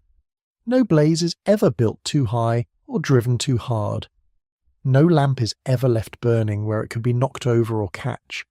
No ash is ever thrown out or set aside until it is dead and stone cold to the touch, because a single live coal hidden in a heap of grey ash is enough to start it all. And before he ever lies down to sleep, the very last round of the night is always a round of the fires, a hand held near each stove, a long look at each banked hearth, a careful checking that everything is banked and safe and holding steady, and that nothing anywhere is running too hot. He has done it 10,000 times. His care has grown so deep and so practiced over the years that it has stopped being anything like anxiety and become simply habit. The calm, easy, unthinking habit of a man who has kept fire safely all his life and knows exactly how. And that is the strange gift of it, the thing that turns even this, the caretaker's very deepest care, into a part of the night's great calm rather than something set against it. Because the danger is so real, and because it is taken so seriously and watched so well, it almost never comes to anything at all. The very depth and constancy of the watch is the thing that keeps the camp safe. A man who thinks about fire this carefully, this constantly, this skillfully, is a man whose camp does not burn. His deep vigilance is not a fear that keeps him lying awake at night. It is a hard-won competence that lets him sleep soundly. He can bank his own stove and lie down and close his eyes in perfect trust, because he knows, with the settled certainty of long years of practice, that everything is safe, that every fire is exactly where it should be and no larger, that he has seen to all of it, as he sees to it every single night, and that the whole camp will be standing there whole and sound and cold and quiet in the grey light of the morning, and it is not the caretaker alone who keeps this watch. The whole winter household lives by the very same care, for they all know the stakes, and they have all lived their whole lives with wood fire and understand it deep in their bones. The wife banking the kitchen range down for the night, the children taught from the cradle to be careful always with a lamp or a candle, the barn men with their lanterns moving among the dry hay. Every one of them carries a share of the same quiet vigilance. A camp kept safe from fire all through a winter is not one man's work at all, but a whole household's habit, a shared and unspoken discipline that runs through everything they do, so deep and so practiced that it is never once spoken of aloud and never once relaxed. And because they all keep it together, the camp is safe, year after year, winter after winter, and the beautiful old wooden buildings stand on unburned, kept warm and kept safe by the very fires that might have taken them, held always on the right side of the line by the steady hands and the settled habits of the people who love the place and keep it. And there is a gentle lesson in that for all of us, drifting here in the warm, though we will only touch it lightly and then let it drift away again. The things that we take proper and faithful care of do not in the main come to harm. The care itself is the safety, and a person who has truly done the work, who has checked and tended and seen to things well and thoroughly, has earned the right to lay the worry down at the end of the day and rest. Richard Collins earned that right every single night of the winter. He walked his last quiet round of the fires and found everything well, as he always knew he would, and he went back to the warm room and banked his own stove and slept, and the whole camp slept safe around him, under the soft falling snow. The fire is banked, the doors are sound, the camp will keep till morning. And now the true deep of the winter is coming on, the coldest and the stillest heart of the whole year, and with it come the great labours that only the deep winter brings, the animals to be carried through the cold, the snow to be fought down off the roofs, and the ice to be cut from the frozen lake. Let us go up the hill first, into the warm dark of the barns, and see how the living creatures of the camp are kept safe and warm through the very hardest of the freezing months. Not everything at the camp sleeps its way through the winter. Up the hill, in the working world behind the low rise, there are living creatures who must be carried through the cold day by day, and their barns are among the warmest and most comforting places in the whole camp on a bitter night. So let us go up and in now, out of the snow, into the warm animal dark. The great camp kept horses, and it kept cows, and both of them wintered over. The horses were the true engines of the place, and never more so than in the winter. In a country where the roads all close and the snow lies feet deep, a horse is not a luxury at all but a plain necessity, the one thing living that can move a heavy load through the deep snow. It is the horses that haul the wood in from the forest on the sledges. It is the horses that break the trail after a storm, and pull the sleigh, and drag whatever heavy thing the winter needs moved from one place to another. And the cows gave milk, real fresh warm milk, all through the cold months, for a household set far from any store or town, so that there was cream for the coffee and milk for the children, and butter for the bread even in the very deepest of the snow. So the animals stay, and staying they must be kept, and the keeping of them is one of the steady daily labours of the winter, given over mostly to the barnmen up the hill. Step inside the barn now and feel how completely it changes around you. Outside it is cold and white and hard and glittering and bright. Inside it is dark and close and warm. Warm with the heat of the animals' own great bodies, a soft brown living warmth quite different from the sharp dry heat of a stove. The air is full of the good plain honest smells of a barn in winter, of sweet hay and clean straw and the warm animals themselves, of leather and of grain and of milk. There is the low easy sound of the horses shifting their weight in their stalls, the soft blowing of their breath, the steady pull and grind of a cow working at her hay. A lantern hangs on a nail from a beam and throws its warm yellow light down the row of stalls and the patient animal faces. It is one of the cosiest places in all the world, a barn full of animals on a deep winter night, and country people everywhere have always known it and loved it. And the work of it is patient and warm and old as farming itself.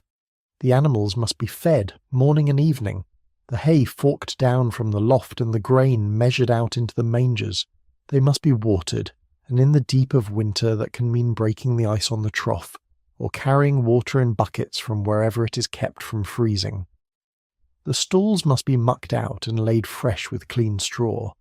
The horses must be looked over with a careful eye, a hoof lifted and cleaned, a leg run down by hand and felt for heat or swelling, a rough winter coat brushed down, because a lame or sick horse in a snowbound winter is a serious loss with no easy way to mend it. The cows must be milked at dawn and again at dusk, the warm milk hissing into the pail and carried in pail and steaming through the cold. It is unglamorous work, and it never once stops, because animals must eat and drink and be tended every single day whatever the weather does. But it is good work, close and warm and full of the quiet, undemanding company of living things, and the men who did it up here in the snow had that company with them all winter long. And the horses were far more than engines of labour to the people who kept them. A man who works a horse all winter, who feeds it and waters it and cleans it, and drives it through the deep snow day after day, comes to know it as a companion, almost as a friend. He knows its moods and its ways, the tilt of its ears, the shift of its weight, what it will shy at and what it will lean into. On the cold mornings the horses whicker at his coming, knowing the hay is near. On the long haul through the snow, the man and the horse work together, each trusting the other, the horse leaning steady into the collar, the man easing the load and choosing the safest way. There is an old partnership in it, older than any machine, and a real quiet affection, and the barn on a winter morning is warm not only with the animals' great bodies, but with that daily companionship between the keepers and the kept. There is a deep and very old comfort in the care of animals through the cold, and it reaches all the way back to the oldest pictures our hearts carry, of the warm beast in the stall on the winter night, of the light in the stable, of the hay and the breath, and the safe, close dark. It is exactly that same warmth here. The animals are fed. The animals are watered and bedded down deep and safe. Not one of them is cold or hungry or forgotten anywhere. The camp keeps its living creatures every bit as carefully and as faithfully as it keeps its buildings and its fires, and up the hill, on the very bitterest night of the whole year, the barn is full of soft, warm, breathing life, held safe against the killing freeze by the same patient hands that keep everything else in this place. And the children of the camp loved the barn, as children always have and always will. It was the warmest and the most alive place in the whole white winter, full of great gentle patient animals and their good warm smell, and a child could stand there in the yellow lantern light and watch the milking, and feel the soft whiskery nose of a horse in an outstretched palm, and be let to fork down a little of the hay. The fresh milk went up warm to the kitchen twice a day, and became the cream in the coffee and the butter on the bread, and the milk in the children's cups, so that even here, sealed deep in the snow, miles and miles from any store or town, there was fresh milk every single day of the winter, drawn from their own warm cows in their own warm barn. There is a deep security in that, in a place that truly feeds itself, that leans on no road and waits on no delivery, that keeps its own warm living larder up the hill giving milk all winter long, whatever the snow may choose to do.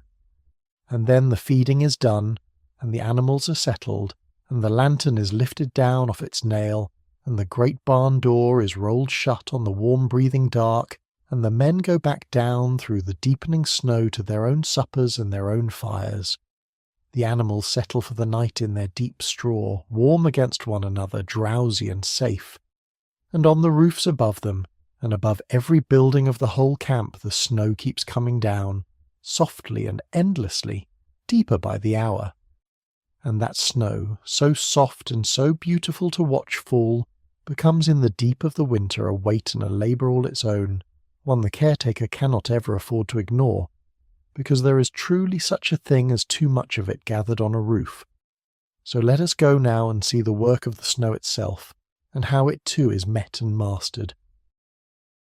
The snow is beautiful, and the snow is soft, and the snow, gathered deep enough on a roof, is genuinely dangerous, and a good caretaker learns to hold all three of those truths together in his mind at once, calmly, and to do something about the last of them before ever it can become a real trouble. We have said already that this high country takes something near 15 feet of snow in a single winter, and that the great bulk of it comes down in the deep cold months. In January alone the snow can come down 4 feet and more, storm after storm, laying it patiently on layer over layer. And all of that snow has to go somewhere when it falls, and a very great deal of it goes onto the roofs of the camp. A good steep roof sheds much of its own snow, letting it slide off in soft heavy avalanches that build great sloping drifts against the walls below.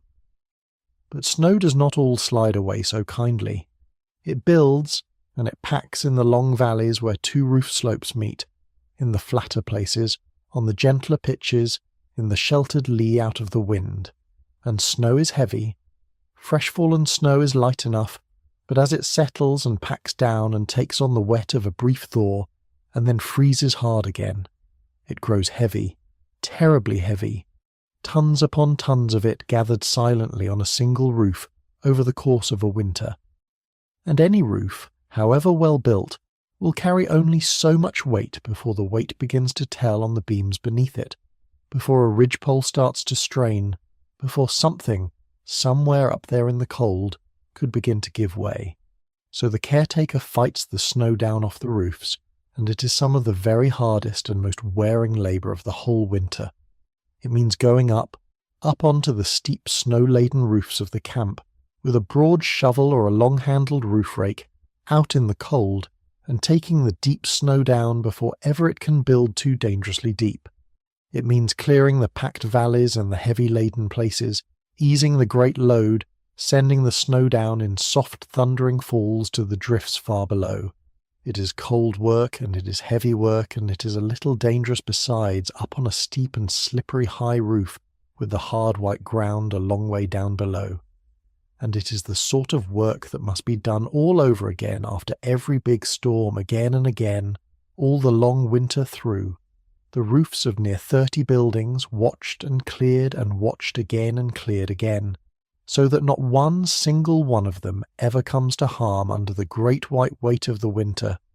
And the roofs not all cleared the same, for the caretaker knows each one of them, which sheds its snow and which holds it, which steep pitch throws its load clear, and which flat valley gathers it deep and heavy.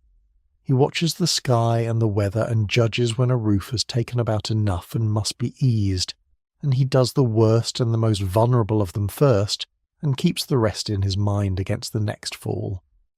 It is a matter of judgment quite as much as of labour, of knowing his buildings and knowing his snow, of doing the right work at the right time, neither too soon nor too late. A less careful man might let a roof go too long, and pay dearly for it.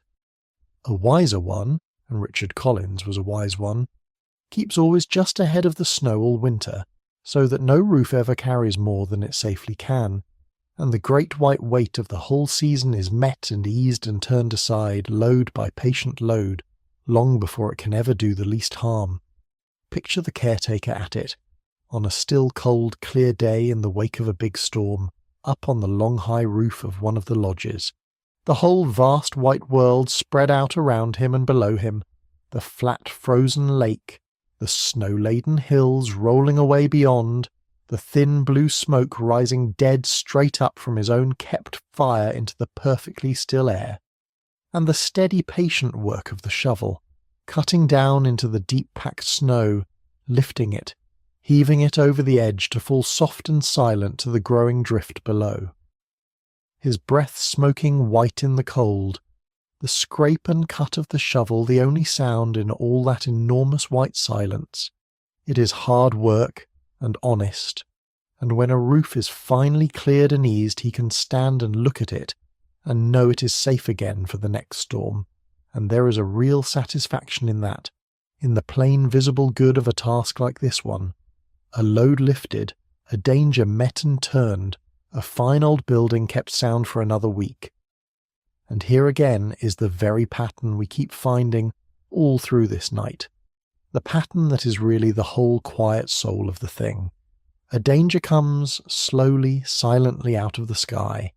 It could do great harm given only time and neglect, and a faithful, watchful person sees it coming and meets it in good time with patient ordinary work and turns it aside, and the camp is kept safe, and the danger passes away into nothing at all.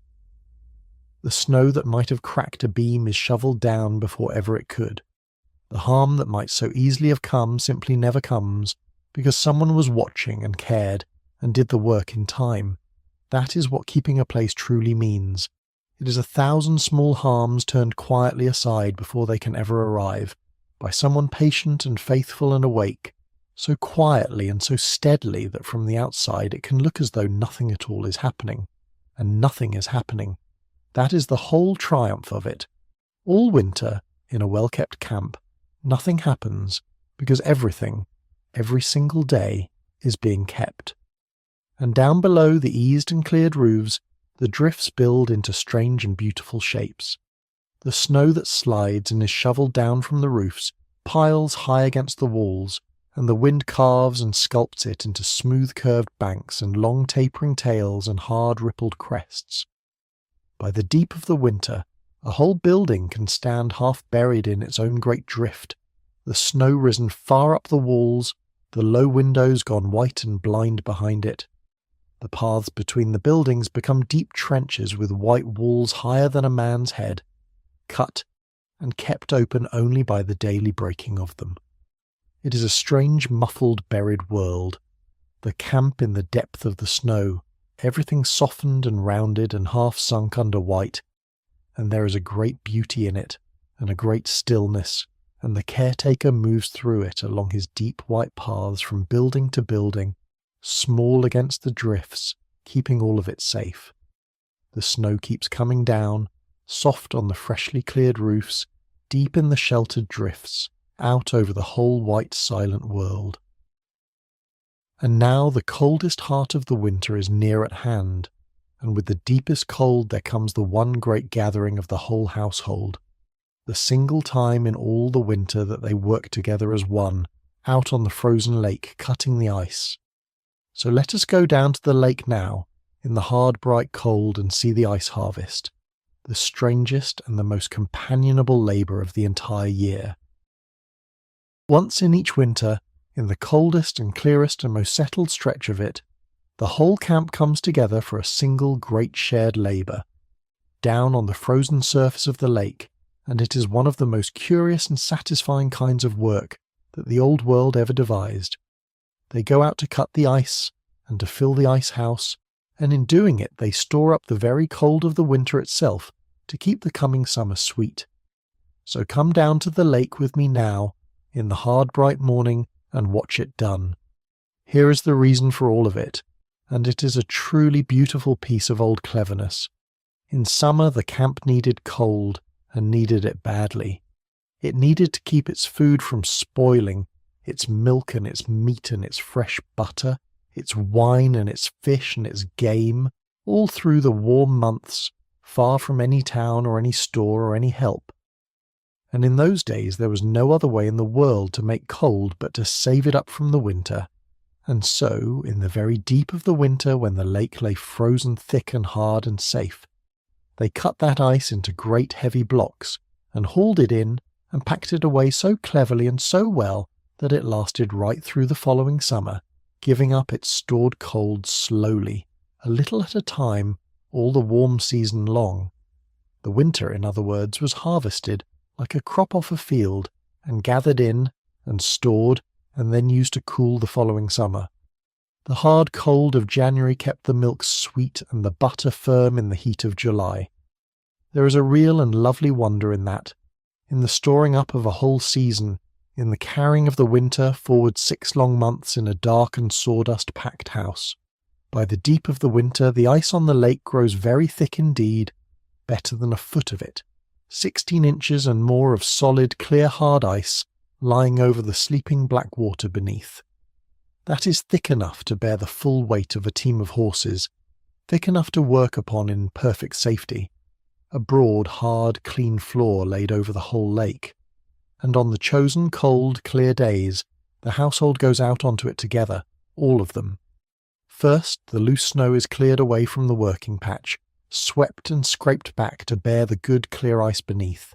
Then the ice is scored, marked out in a great even grid of lines, and then it is sawn through along those lines and cut into blocks, each block a heavy clear square near 18 inches to a side, cut and levered free from the great sheet. It is cold work and wet work and heavy careful work, out in the bright hard air with the black water showing dark and cold in the open cut channel, and it takes many hands working together, which is exactly why it is the one time in all the winter that the whole camp works as one body. The freed blocks are floated and poled along the open channel of black water, and then hauled up out of the lake, streaming and heavy and marvellously clear, catching and holding the bright winter light like great rough jewels, and then they are carried in, loaded onto the sledges behind the patient horses, and hauled up to the ice house, and there they are packed away. And this is the clever heart of the whole thing, the part that makes it all actually work through the summer. The blocks are stacked close together, and then packed all around and over with sawdust, thick loose sawdust filling every gap between them and heaped deep over the top of them, because sawdust holds cold wonderfully well and turns away the summer's heat. Packed away so in the dark and the sawdust of the ice house, the ice barely melts at all. It sits there quietly all through the spring and deep into the summer, giving up its cold a very little at a time, keeping the whole camp's food and drink cool and safe right through to the autumn. One winter's ice, cut in a few hard, bright, companionable days, kept the whole of the next long summer cold. In this country, the ice was so good and so plentiful that a great trade grew up around it, and ice cut from these very lakes was carried out by rail to cool cities far away. But for the camp it was simpler than that. It was their own cold, cut from their own lake, stored in their own house, for their own summer. There is a real craft to the cutting, learned over many winters and held in the hands. The men know how to read the ice, how to judge its thickness, how to keep well back from the black open water of the working channel, how to score straight and saw true so that the blocks come free clean and square. They know how to handle the long pike poles, guiding the heavy floating blocks along the channel with an easy practiced skill, and how to load the streaming blocks onto the sledges without a slip.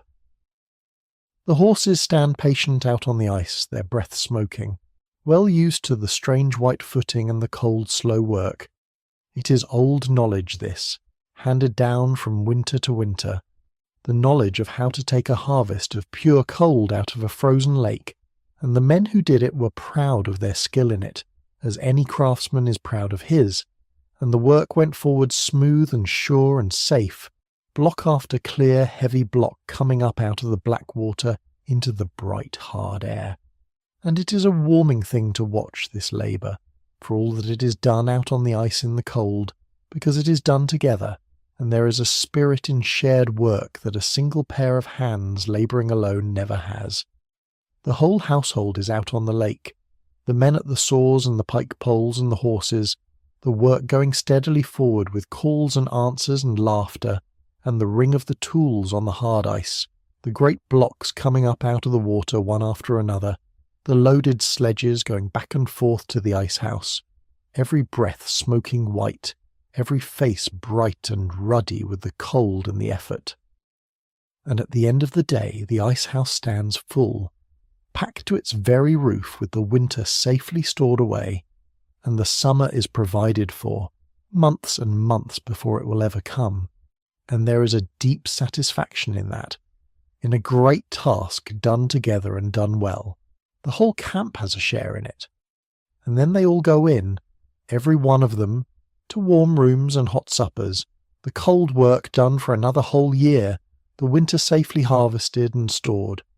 The ice house is full, the winter is stored. And now the very deepest cold of all comes down over the camp, the coldest nights of the entire year, when even the faithful fires can seem small against the enormous freezing dark. So let us feel that great cold now, gently, from the safe warm side of the glass, and see how the caretaker keeps his small precious warmth alight at the very bottom of the winter.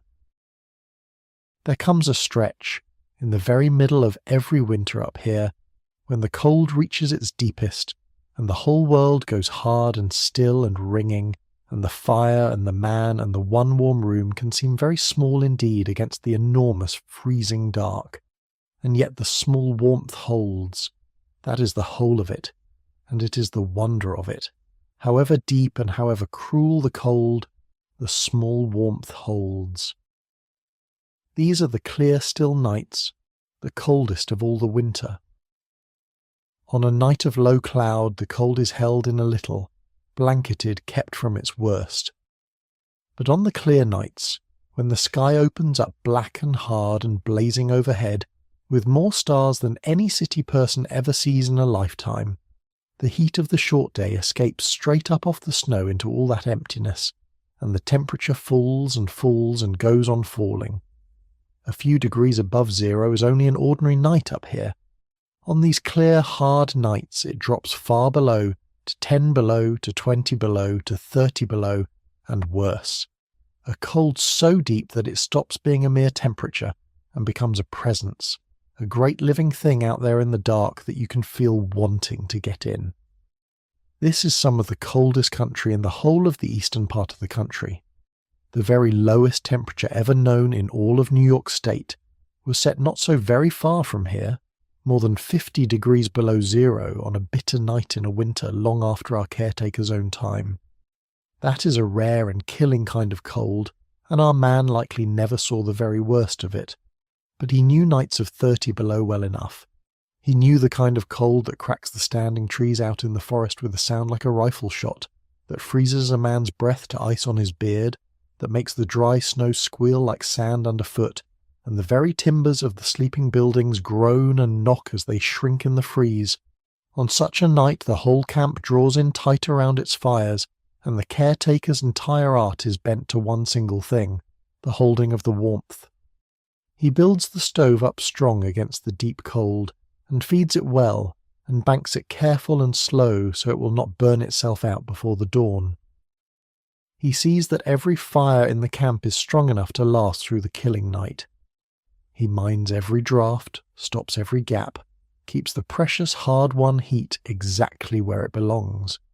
The warmth on a night like this is not to be wasted, not for a single moment. And in the kept room, the stove glowing a deep, steady red, the lamp turned low, the frost grown thick and feathered in beautiful patterns on the inside of the window glass. The man sits in his small bright pool of warmth at the very bottom of the winter, and he is safe, and he is warm, and the great cold presses and presses at the glass an inch away and cannot get in. And there is a strange and deep peace in that, in being warm at the very heart of a great cold, and it is one of the finest and oldest feelings a person can ever have. The colder it is out there in the dark, the sweeter and the more precious the warmth in here. The cold is not an enemy to be feared on a night like this. Not from inside the warm room it isn't. It is more like a vast presence out in the dark, enormous and clean and beautiful and utterly, completely indifferent to you, and you're held safe and apart from it by a few good inches of log wall and a well-banked fire and the care of faithful hands, and being so held, so kept, you can look out at all that freezing starlit dark almost with love. There it all is, the whole huge cold winter night, the frozen lake, the silent forest, the blazing wheeling stars, the trees cracking far off in the frost, and here you are, warm, safe, kept, one small bright point of life and heat and breath in the very middle of it all, and nothing out there can touch you. And there is the sky on such a night, which is a wonder that few people are ever lucky enough to see. With no town for many miles and no light anywhere but his own low lamp, the caretaker steps out for a moment into the killing cold and looks up, and the whole heavens blaze silently down at him. More stars than can ever be counted or believed, thick and bright and cold and near, the great pale river of them spilled clear across the black. On the hardest and clearest nights the northern lights themselves may come, pale green and rose, hanging and shifting without a sound over the dark hills. The very cold that makes these nights so cruel is the same cold that makes the sky so clear and so glorious, and a man alone in the wilderness on such a night is given a sight worth all the cold it costs him. And then he goes back in, quickly, out of the great freezing beauty to the small warm room and the deep red stove, carrying the wonder of it in with him, and the door closes on the cold and the warmth folds round him again. That is the deepest comfort that the whole winter has to offer, and it is worth resting in for as long as ever you like. To be warm while it is cold, to be safe while the world is wild, to be held while the great indifferent night goes on being enormous and freezing and beautiful just beyond the glass, and to know, right down in your bones, that the holding is sure, that the fire will not fail, that the faithful hands that keep it have kept it through 100 such nights before this one, and will keep it through this one too. The cold is real, and it is deep, and it does not care about anything at all, and it does not matter in the slightest, because you are warm, and you are kept, and you can let the whole freezing beautiful night go on and on without you, while you drift gently down towards sleep. And the deep cold has its own strange sounds, or rather it has a silence so complete that the very smallest sound rings in it like a struck bell. The crack of a frozen tree far off in the woods, sharp as a shot, and then the silence closing back over it. The groan and knock of the timbers of the buildings as they shrink in the freeze, the squeak and cry of the dry snow underfoot so loud in all that stillness, the soft hiss of the fine snow blown along the hard crust, and under and around all of it, the enormous silence of a windless winter night in a great forest, a silence you can almost hear, a silence with a weight and a presence all its own.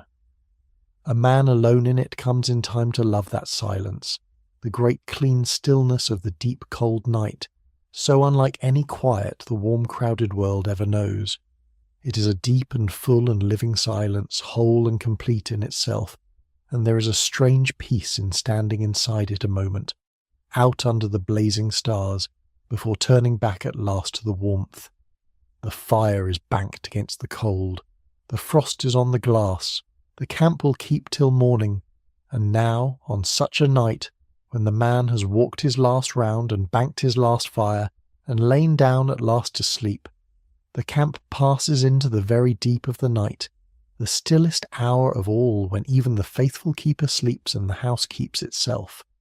So let us go softly now into that deep of the night, and see what watches over a great camp when every soul in it is finally and peacefully asleep. Now it is very late indeed, and the man is asleep, and the whole camp is as quiet as it ever gets in all the year, and we come to the stillest part of the entire night. So let us move very softly here, and speak low, and ask almost nothing at all of ourselves, because this is the hour for letting go of everything. In the kept room the lamp is out at last. The stove is banked down low, its fire drawn in and slow, a deep red heart of glowing coals beneath a soft grey blanket of ash, giving out its gentle warmth into the dark room, just enough to hold the long night. The man sleeps in that warmth, his whole day's work behind him and done, every fire safe, every building sound, every animal fed, the whole camp checked and kept and let go of until the morning. His breathing is slow and deep and even. Nothing at all troubles it. He has done all there was to do and done it well, as he always does, and now he rests, exactly as he has earned to rest, and the whole camp rests quietly around him. And the camp keeps itself, in the deep of the night, in the way that a truly well-kept place always does. The banked fires hold their slow warmth steady in the dark. The drained pipes lie safe and empty and dry. The snow sits soft and settled on the cleared roofs, doing no harm to anything. The animals sleep warm in the barn, close together in their deep straw. The stored ice sleeps on in its sawdust. The whole great careful machine of the camp, tended all the long day by faithful hands, holds perfectly steady through all the dark hours with no one at all watching over it, because it was built to, and because it is kept to, and because everything that could possibly have gone wrong in the night was seen to and set right before ever the night came down. The place is safe, it simply is, and it will still be just as safe when the first grey light comes creeping back over the eastern hills. Let us drift out now, softly, into the dark, the way the story may drift when everyone in it is fast asleep, and let us see that even the great wild world beyond the camp is at peace tonight. The forest under its deep snow is not empty, and it is not menacing, whatever we might once have feared. It is only asleep in its own quiet way, and safe. Somewhere out there a deer stands bedded down in a snowy hollow, sheltered from the wind by the low boughs, warm inside its own thick winter coat, patiently waiting out the dark. Somewhere an owl sits still and hunched in a snowy spruce, watching the white ground below with its great calm patient eyes. Under the snow itself, down in the warm dark at the very roots of things, small creatures sleep curled in their burrows, insulated and kept warm by the very snow that covers the whole world, safe below the reach of the frost. A fox trots lightly along on the hard crust of the snow on his own quiet errands, and troubles no one and nothing. The whole winter forest is only doing what it has always done, holding its many lives safe through the cold in 1,000 quiet and clever ways, and there is nothing frightening in any of it, nothing at all. It is only the world, keeping itself just as the camp keeps itself, just exactly as you are being kept tonight. And the snow comes down over the whole of it, softly in the dark. It falls on the sleeping camp and the sleeping forest alike, on the roofs and the drifts and the wide frozen lake, on the deer in its hollow, and the thin blue smoke rising straight from the banked fire.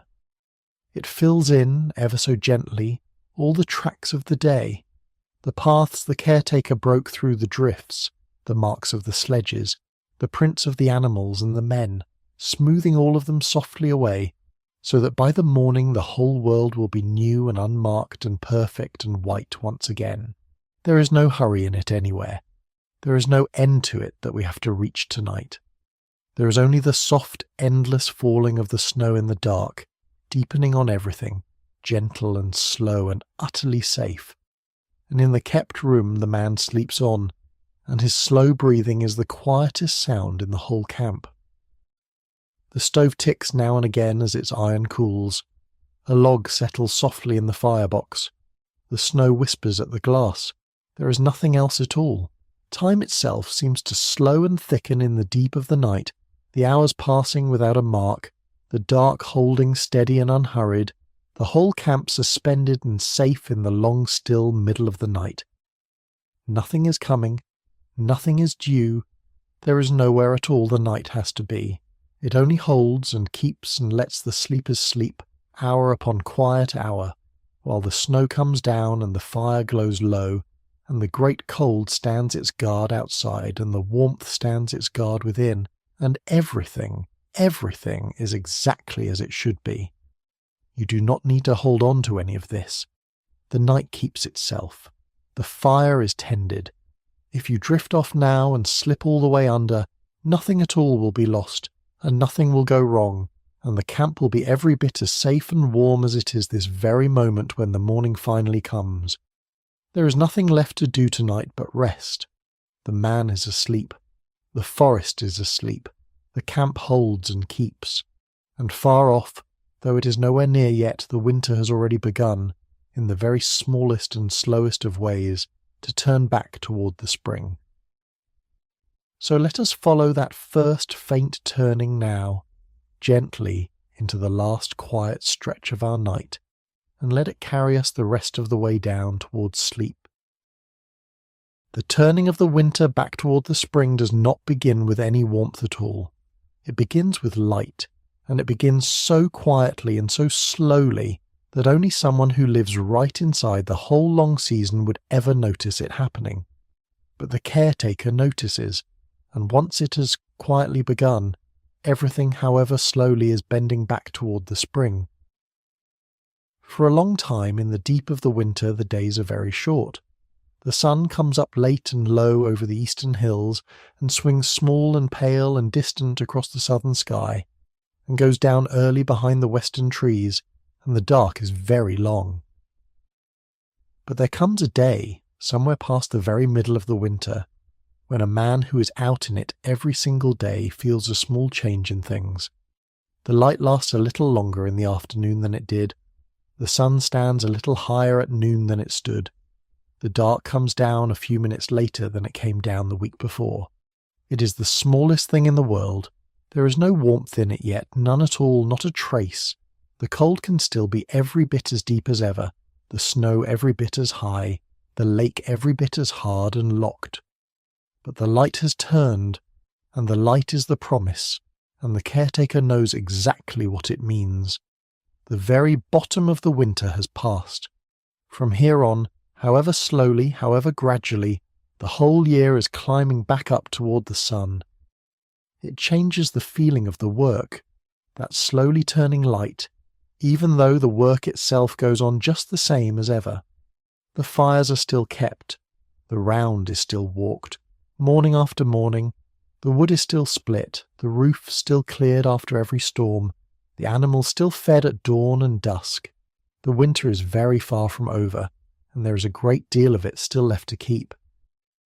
But now every day is a little longer than the last one was, and the small daily gain of the light becomes a quiet companion to all the labour, a steady growing sense that the great tide has finally turned somewhere out beyond the hills, and has begun, gently, to flow the other way. The hardest part is behind now. The camp has been carried down through the very deepest cold and the very darkest days, and held safe through all of it, and now the long slow climb back up into the light has begun. And there is a particular quality to the light of the late winter that is worth resting in, here in the warm, because it is one of the loveliest things the whole long season ever offers. The light is stronger now, and cleaner, and it lies on the snow in a way the thin low light of midwinter never did. On a clear afternoon the sun comes down full on the white world, and the snow gives it back so bright and so dazzling that you must half close your eyes against it, and the long blue shadows of the trees lie stretched right across the white fields of the open ground, and the whole camp stands out sharp and clear and brilliant in the strengthening light. The thin smoke rises straight and blue from the kept fires into a sky that is, some days now, a deep and lovely and cloudless blue, a real spring blue, promising. The world is still deep in its snow, still locked hard in its cold, but the light has changed, and the light says spring far off coming, sure and certain. The caretaker feels the turn in himself deep down, the way country people always have and always will. The worst is met and past and behind. The camp is kept and holding sound and whole, and now ahead of him, though there are still weeks and weeks of real winter to come and to keep, there lies the long, gentle unwinding of it all, the slow, steady return of the light, and then, in time, the warmth, and then the sap and the thaw and the breaking of the lake ice, and, at the very last, the letters up from the city and the great waking of the whole place into yet another summer. It is all still ahead, but it is coming now, surely, a little more of it with every passing day, and there is a deep and quiet gladness in simply knowing it is on its way. He has kept enough winters now to trust the turning completely. He knows that the cold may yet bite hard, that there are storms still to come, that the snow will lie deep for many weeks more. A late winter can still throw down as much snow as any month of the year. But he knows too that the back of it is broken, that from here the days only lengthen and the sun only climbs, and that whatever the winter does now it does on its way out and not on its way in.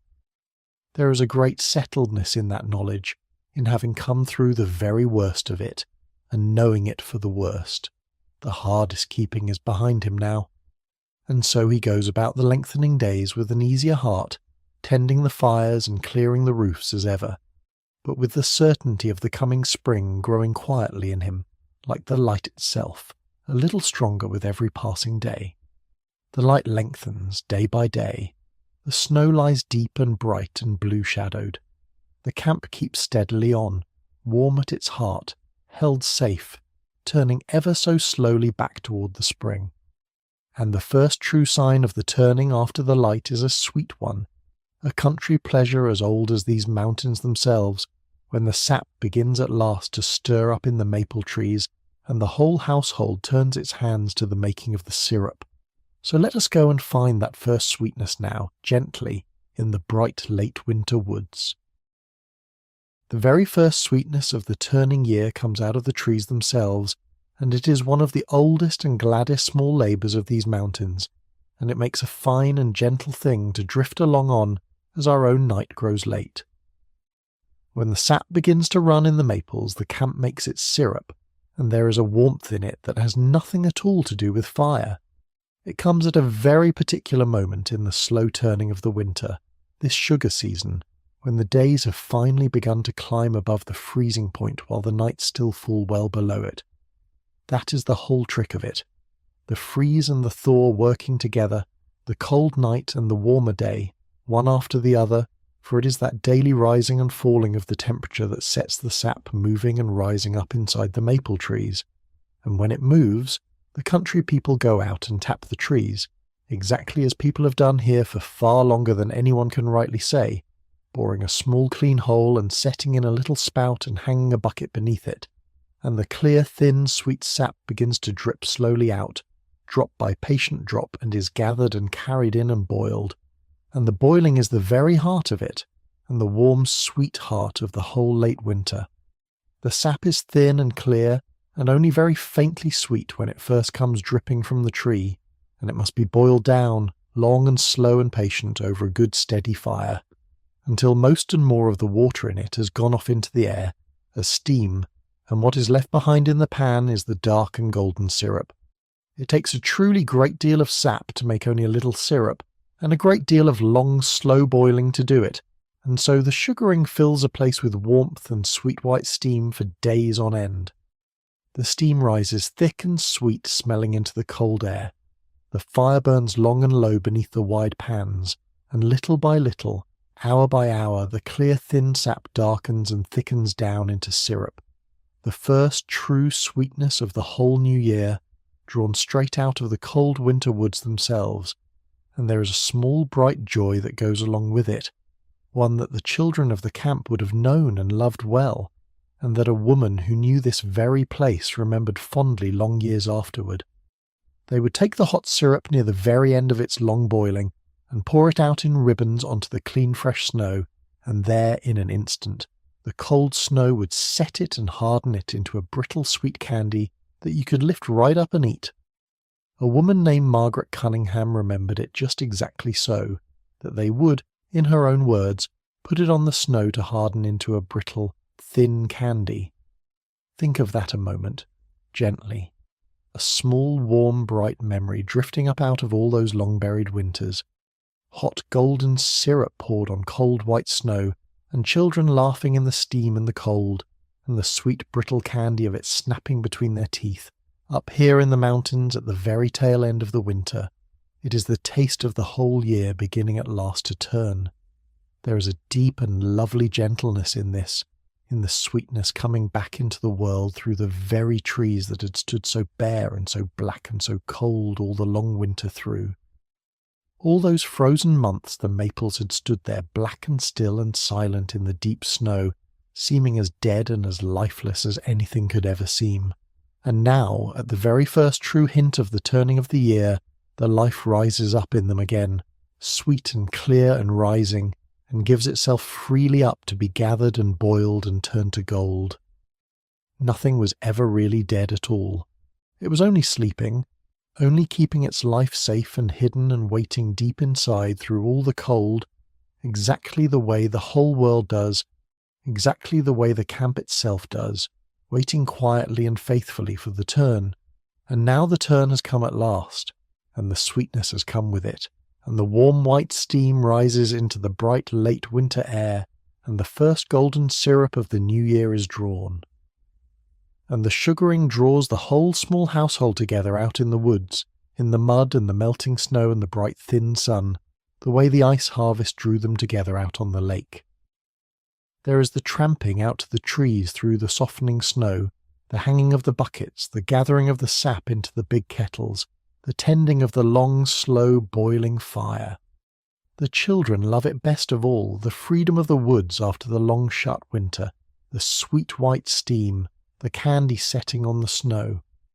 It is one of the gladdest labours of the whole year, this, the first real work of the coming spring, and it carries in it all the promise of the warmth on its way. The bare woods that stood so silent and cold all the winter through are full of people again, and voices and wood smoke and the sweet smell of the boiling, and the year is turning, plainly now turning toward the light and the green and the summer. The camp is warm and sweet with the steam of the long boiling. The snow still lies deep and bright outside the door, but the sap is running now, and the light is long, and the year has truly turned for certain. And soon the greater signs will come, the ice out on the lake going soft and grey and dark, and then after it, the very first letters up from the city, calling the whole sleeping camp back to life. So let us go on gently now, toward those last soft signs of the coming spring, and toward the slow waking of the whole great sleeping place, as our own night draws down at last toward its own soft and certain end. And so, at the very last, the long winter loosens its grip, gently at first and then all at once, and the great sleeping camp begins to stir itself toward its waking. So let us watch it come, softly, for we are very near the end of our own night now, and the end of the winter and the end of the night can come down together, gently toward sleep. The snow begins to go, not quickly, not up here, for there is so very much of it to go. But the strong, clean late sun works away at it, patiently, day after lengthening day, and it begins to settle, and to grey, and to sink down into itself. It melts back first from the south-facing roofs, and the open, sunny ground, and the bare, wet earth shows through at last in patches, dark and steaming and long hidden. The great drifts shrink slowly down, the buried paths widen, and water begins to run, and to drip, and to trickle everywhere across the whole camp. The sound of the melt, the sound of the water coming back to the living world, after all those long frozen months when every single drop of it was locked away hard in ice. The camp comes dripping and steaming out of the deep snow, whole and sound and safe, exactly as it was left in the autumn. Every building carried whole through the whole long winter, not one of them a bit the worse for any of it. And the lake lets go. The thick ice that had locked the whole lake solid for months, that had borne the horses and given up its harvest and served as a road, grows dark and soft and rotten in the warming days. It pulls slowly away from the shorelines. It cracks, with those strange deep booming and singing sounds that carry so far across the water. And then one grey windy day it breaks up all at once and goes, and the lake is open, moving living water again, dark blue and rippling and alive, free of its long white lid at last, and the loons come back to it and call across it, and the whole bright dancing heart of the summer camp is unlocked once more. The breaking of the ice is the true and final end of the winter, and every year the caretaker sees it happen and knows by it that his long faithful keeping is very nearly done, that he has carried the whole camp safely through yet another winter and brought it whole and sound to the spring. The caretaker watches the going of the ice with a particular feeling after so many long months of keeping. All winter the frozen lake has been a part of his kept world, a white field, a smooth road, a place of harvest. Now it darkens and softens and cracks and breaks and turns back into open moving water before his very eyes, and the change is like the turning of a great key. The loons come back to it first, and their long wild calls come drifting across the water in the evening, the truest voice of the northern spring, and he hears them and knows the winter is truly over. The geese pass over high above, calling, going north.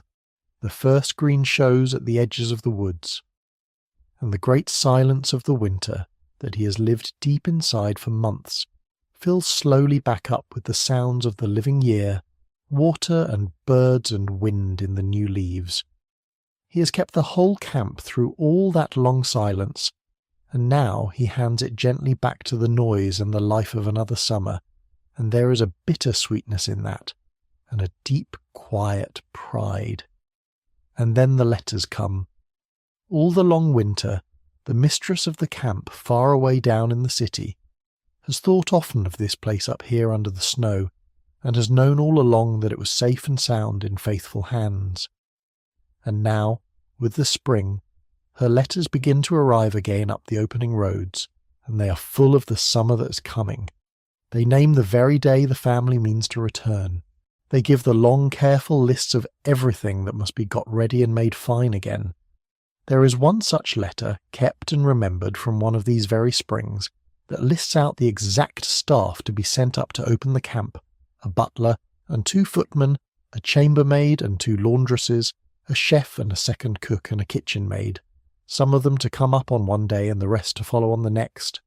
The whole great household to be gathered up again from the city, and carried up into the mountains to wake the sleeping place, and with those letters the camp truly begins to come alive again. The dust covers will be lifted off the furniture, the water will be let carefully back into the drained and waiting pipes. The boats will come down again to the water, the whole great machine that was so carefully and so tenderly put to sleep in the autumn will be woken up piece by piece and room by room, and made ready, and soon enough the guests will come, and the launches will be out on the lake again, and the long lamplit dinners, and the music drifting out over the water, and yet another summer will begin. But that is the caretaker's spring, and it is not quite ours tonight. For we came all this way for the winter, and the winter is the thing that we have kept. And here, right at the very end of it, is the quiet triumph of the whole long season. So quiet that no one from the outside would ever once see it or guess it. The camp is whole, not a single pipe burst, not a beam cracked, not one building anywhere harmed. The family will come back in the summer to a place exactly as they left it, and think almost nothing of it, and never once know what it truly took, never see the fires kept burning and the roofs cleared and the round walked, day after frozen day, all through the whole long dark. And that is just exactly as it should be. The keeping is invisible, and the keeper does not mind that it is invisible at all. His reward is the whole camp itself, standing there safe and sound and whole in the spring light, kept exactly as it was given to him. And there is a strange gladness in the opening after the long-shut winter that mirrors the gladness of the closing in reverse. The dust covers come off, and the great rooms wake up bright and whole and waiting, exactly as they were left. The water is let carefully back into the pipes, and runs clear and cold and true through every one of them. Not a single one burst, because they were drained so well and so faithfully back in the autumn. The shutters come down, and the light floods back into the rooms. The boats come out of the sheds and down to the water and float again on the freed blue lake. Room by room, and building by building, the great camp shakes off its long winter and comes back to life, and all the caretaker's patient faithful keeping shows its full worth at last, in a place that has come through the whole hard winter whole and sound and perfect, ready for another bright summer beside the water. The winter is very nearly gone now, and our own long night is nearly gone with it. There is only one thing left, the one thing that every night up here comes home to at the very last. So let us go back now, one final time, to the one warm room and the banked stove and the softly falling snow, on an ordinary quiet night in the deep of the keeping, and let the whole camp, and let you, settle down at last, all the way into sleep. So let's come home now, one last time, to the warm room and the low light, and let the night close gently over everything, over the camp and the winter, and over you. It is late now, on an ordinary quiet night in the deep of the winter, and the snow is coming down. It comes soft and steady and without any wind at all, the way it has come all through our whole night together, drifting down out of the dark over the whole sleeping camp. It gathers on the great steep roofs of the lodge and the cottages, on the boathouse and the covered boats, on the barns up the hill where the animals sleep warm together in their deep straw, on the ice house full of its stored winter, on the ranked and squared wood piles and the cleared and trodden paths. It fills in gently all the tracks of the day, one soft inch and then another soft inch, so that by the morning the whole world will be smooth and new and white and perfect once more, every mark of the day's keeping softly and kindly wiped away. The snow does not hurry itself at all. It has all the night. It has all the winter. It comes down slow and endless and kind over the whole safe sleeping place. And in the one warm room, the caretaker does the very last thing of his day, the thing he has done every single night all winter long, the thing that the whole camp quietly rests upon. He builds the fire up in the stove one last time, and then he banks it down, damping it slow and careful and just so that it will hold its living warmth all through the long dark hours and be alive and red and ready to be woken again in the cold of the morning. He sets the lamp low and then out.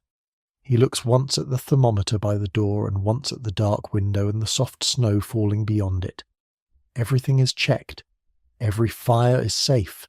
Every building is sound. Every animal is fed and bedded and warm. The whole great place, all of its near 60 buildings, all of its 1,500 acres of dark forest and frozen lake, is held there in his keeping, and the whole great place is safe. And knowing it safe, knowing it kept, he lies down at last in the warm, and closes his eyes, and sleeps. Do you remember the question we carried all the way up the mountain with us at the very start of the night? The one we said that we would answer together by the end. We wondered then whether there might be a deep peace in keeping a great place safe through a long winter of no one. And now, here at the end of it all, I think we have our answer, and I think the answer is yes. There is peace in it, a peace as deep and as real as any there is anywhere. Not the loneliness we might first have feared, not that at all, but something very much better and warmer. The deep quiet gladness of faithful keeping, of having a good thing to hold and holding it well, of tending the fire and walking the round and carrying a whole world safely through the dark, not because anyone at all is watching, but simply and only because it is yours to keep, and so you keep it. The mistress kept this place for nearly 40 years and loved it, every one of them. The caretaker kept it through every single winter and asked for nothing in return, and the camp holds them both still, in a way, in every beam and every stone and every carefully laid pattern of twigs. For the camp is still there. That is the very last and the very deepest comfort of all, and it is a true one, which is better still. The great camp is standing there yet, up in the mountains beside its small lake, kept and cared for to this very day, honoured now as one of the real treasures of that whole country, standing much as it always stood. The walls that Durant dreamed are still standing, the rooms the caretaker kept so warm are warm still, and the winter is still there too, unchanged, faithful in its own great way, the snow still coming down 15 feet deep across those same roofs every single year, the lake still freezing hard and breaking every spring, the light still turning, the sap still running, the whole great wheel of the northern year still turning as it always has and always will. Nothing here is lost, nothing at all. Everything is only kept and handed gently on through the dark until the light comes back. That is the whole of it. That is the deep peace of it. And so you may let go now all the way and sleep, for everything is kept. The fire is banked, and it will hold till morning. The snow is falling, soft and safe over everything. The camp is sound and warm at its heart and held in faithful hands, and nothing at all in the world is being asked of you tonight. You are the guest here. All the work is done, and it is done by others, and it is done well. You need only rest, warm in your own bed, while the snow comes softly down over the great camp in the mountains, and the fire holds, and the long winter keeps. The gates are closed, the fire is banked, and the snow is falling on a camp held safe till spring, and the house will keep till morning. Sleep well, friend. If some part of tonight has stayed with you, the one warm room, or the softly falling snow, or the single light in the window on the dark frozen lake, I would love it if you told me in a comment which part it was. And if these long, quiet nights are good to fall asleep to, a like and a subscribe help them find the other people who are looking for them. Next time, we will keep a different kind of night together, down in a great house in the bright and busy world, with the lamps being lit one by one, and the long tables being laid for dinner. But that is all for another evening. For now, there is only the snow and the fire and the warm dark and rest. Sleep well.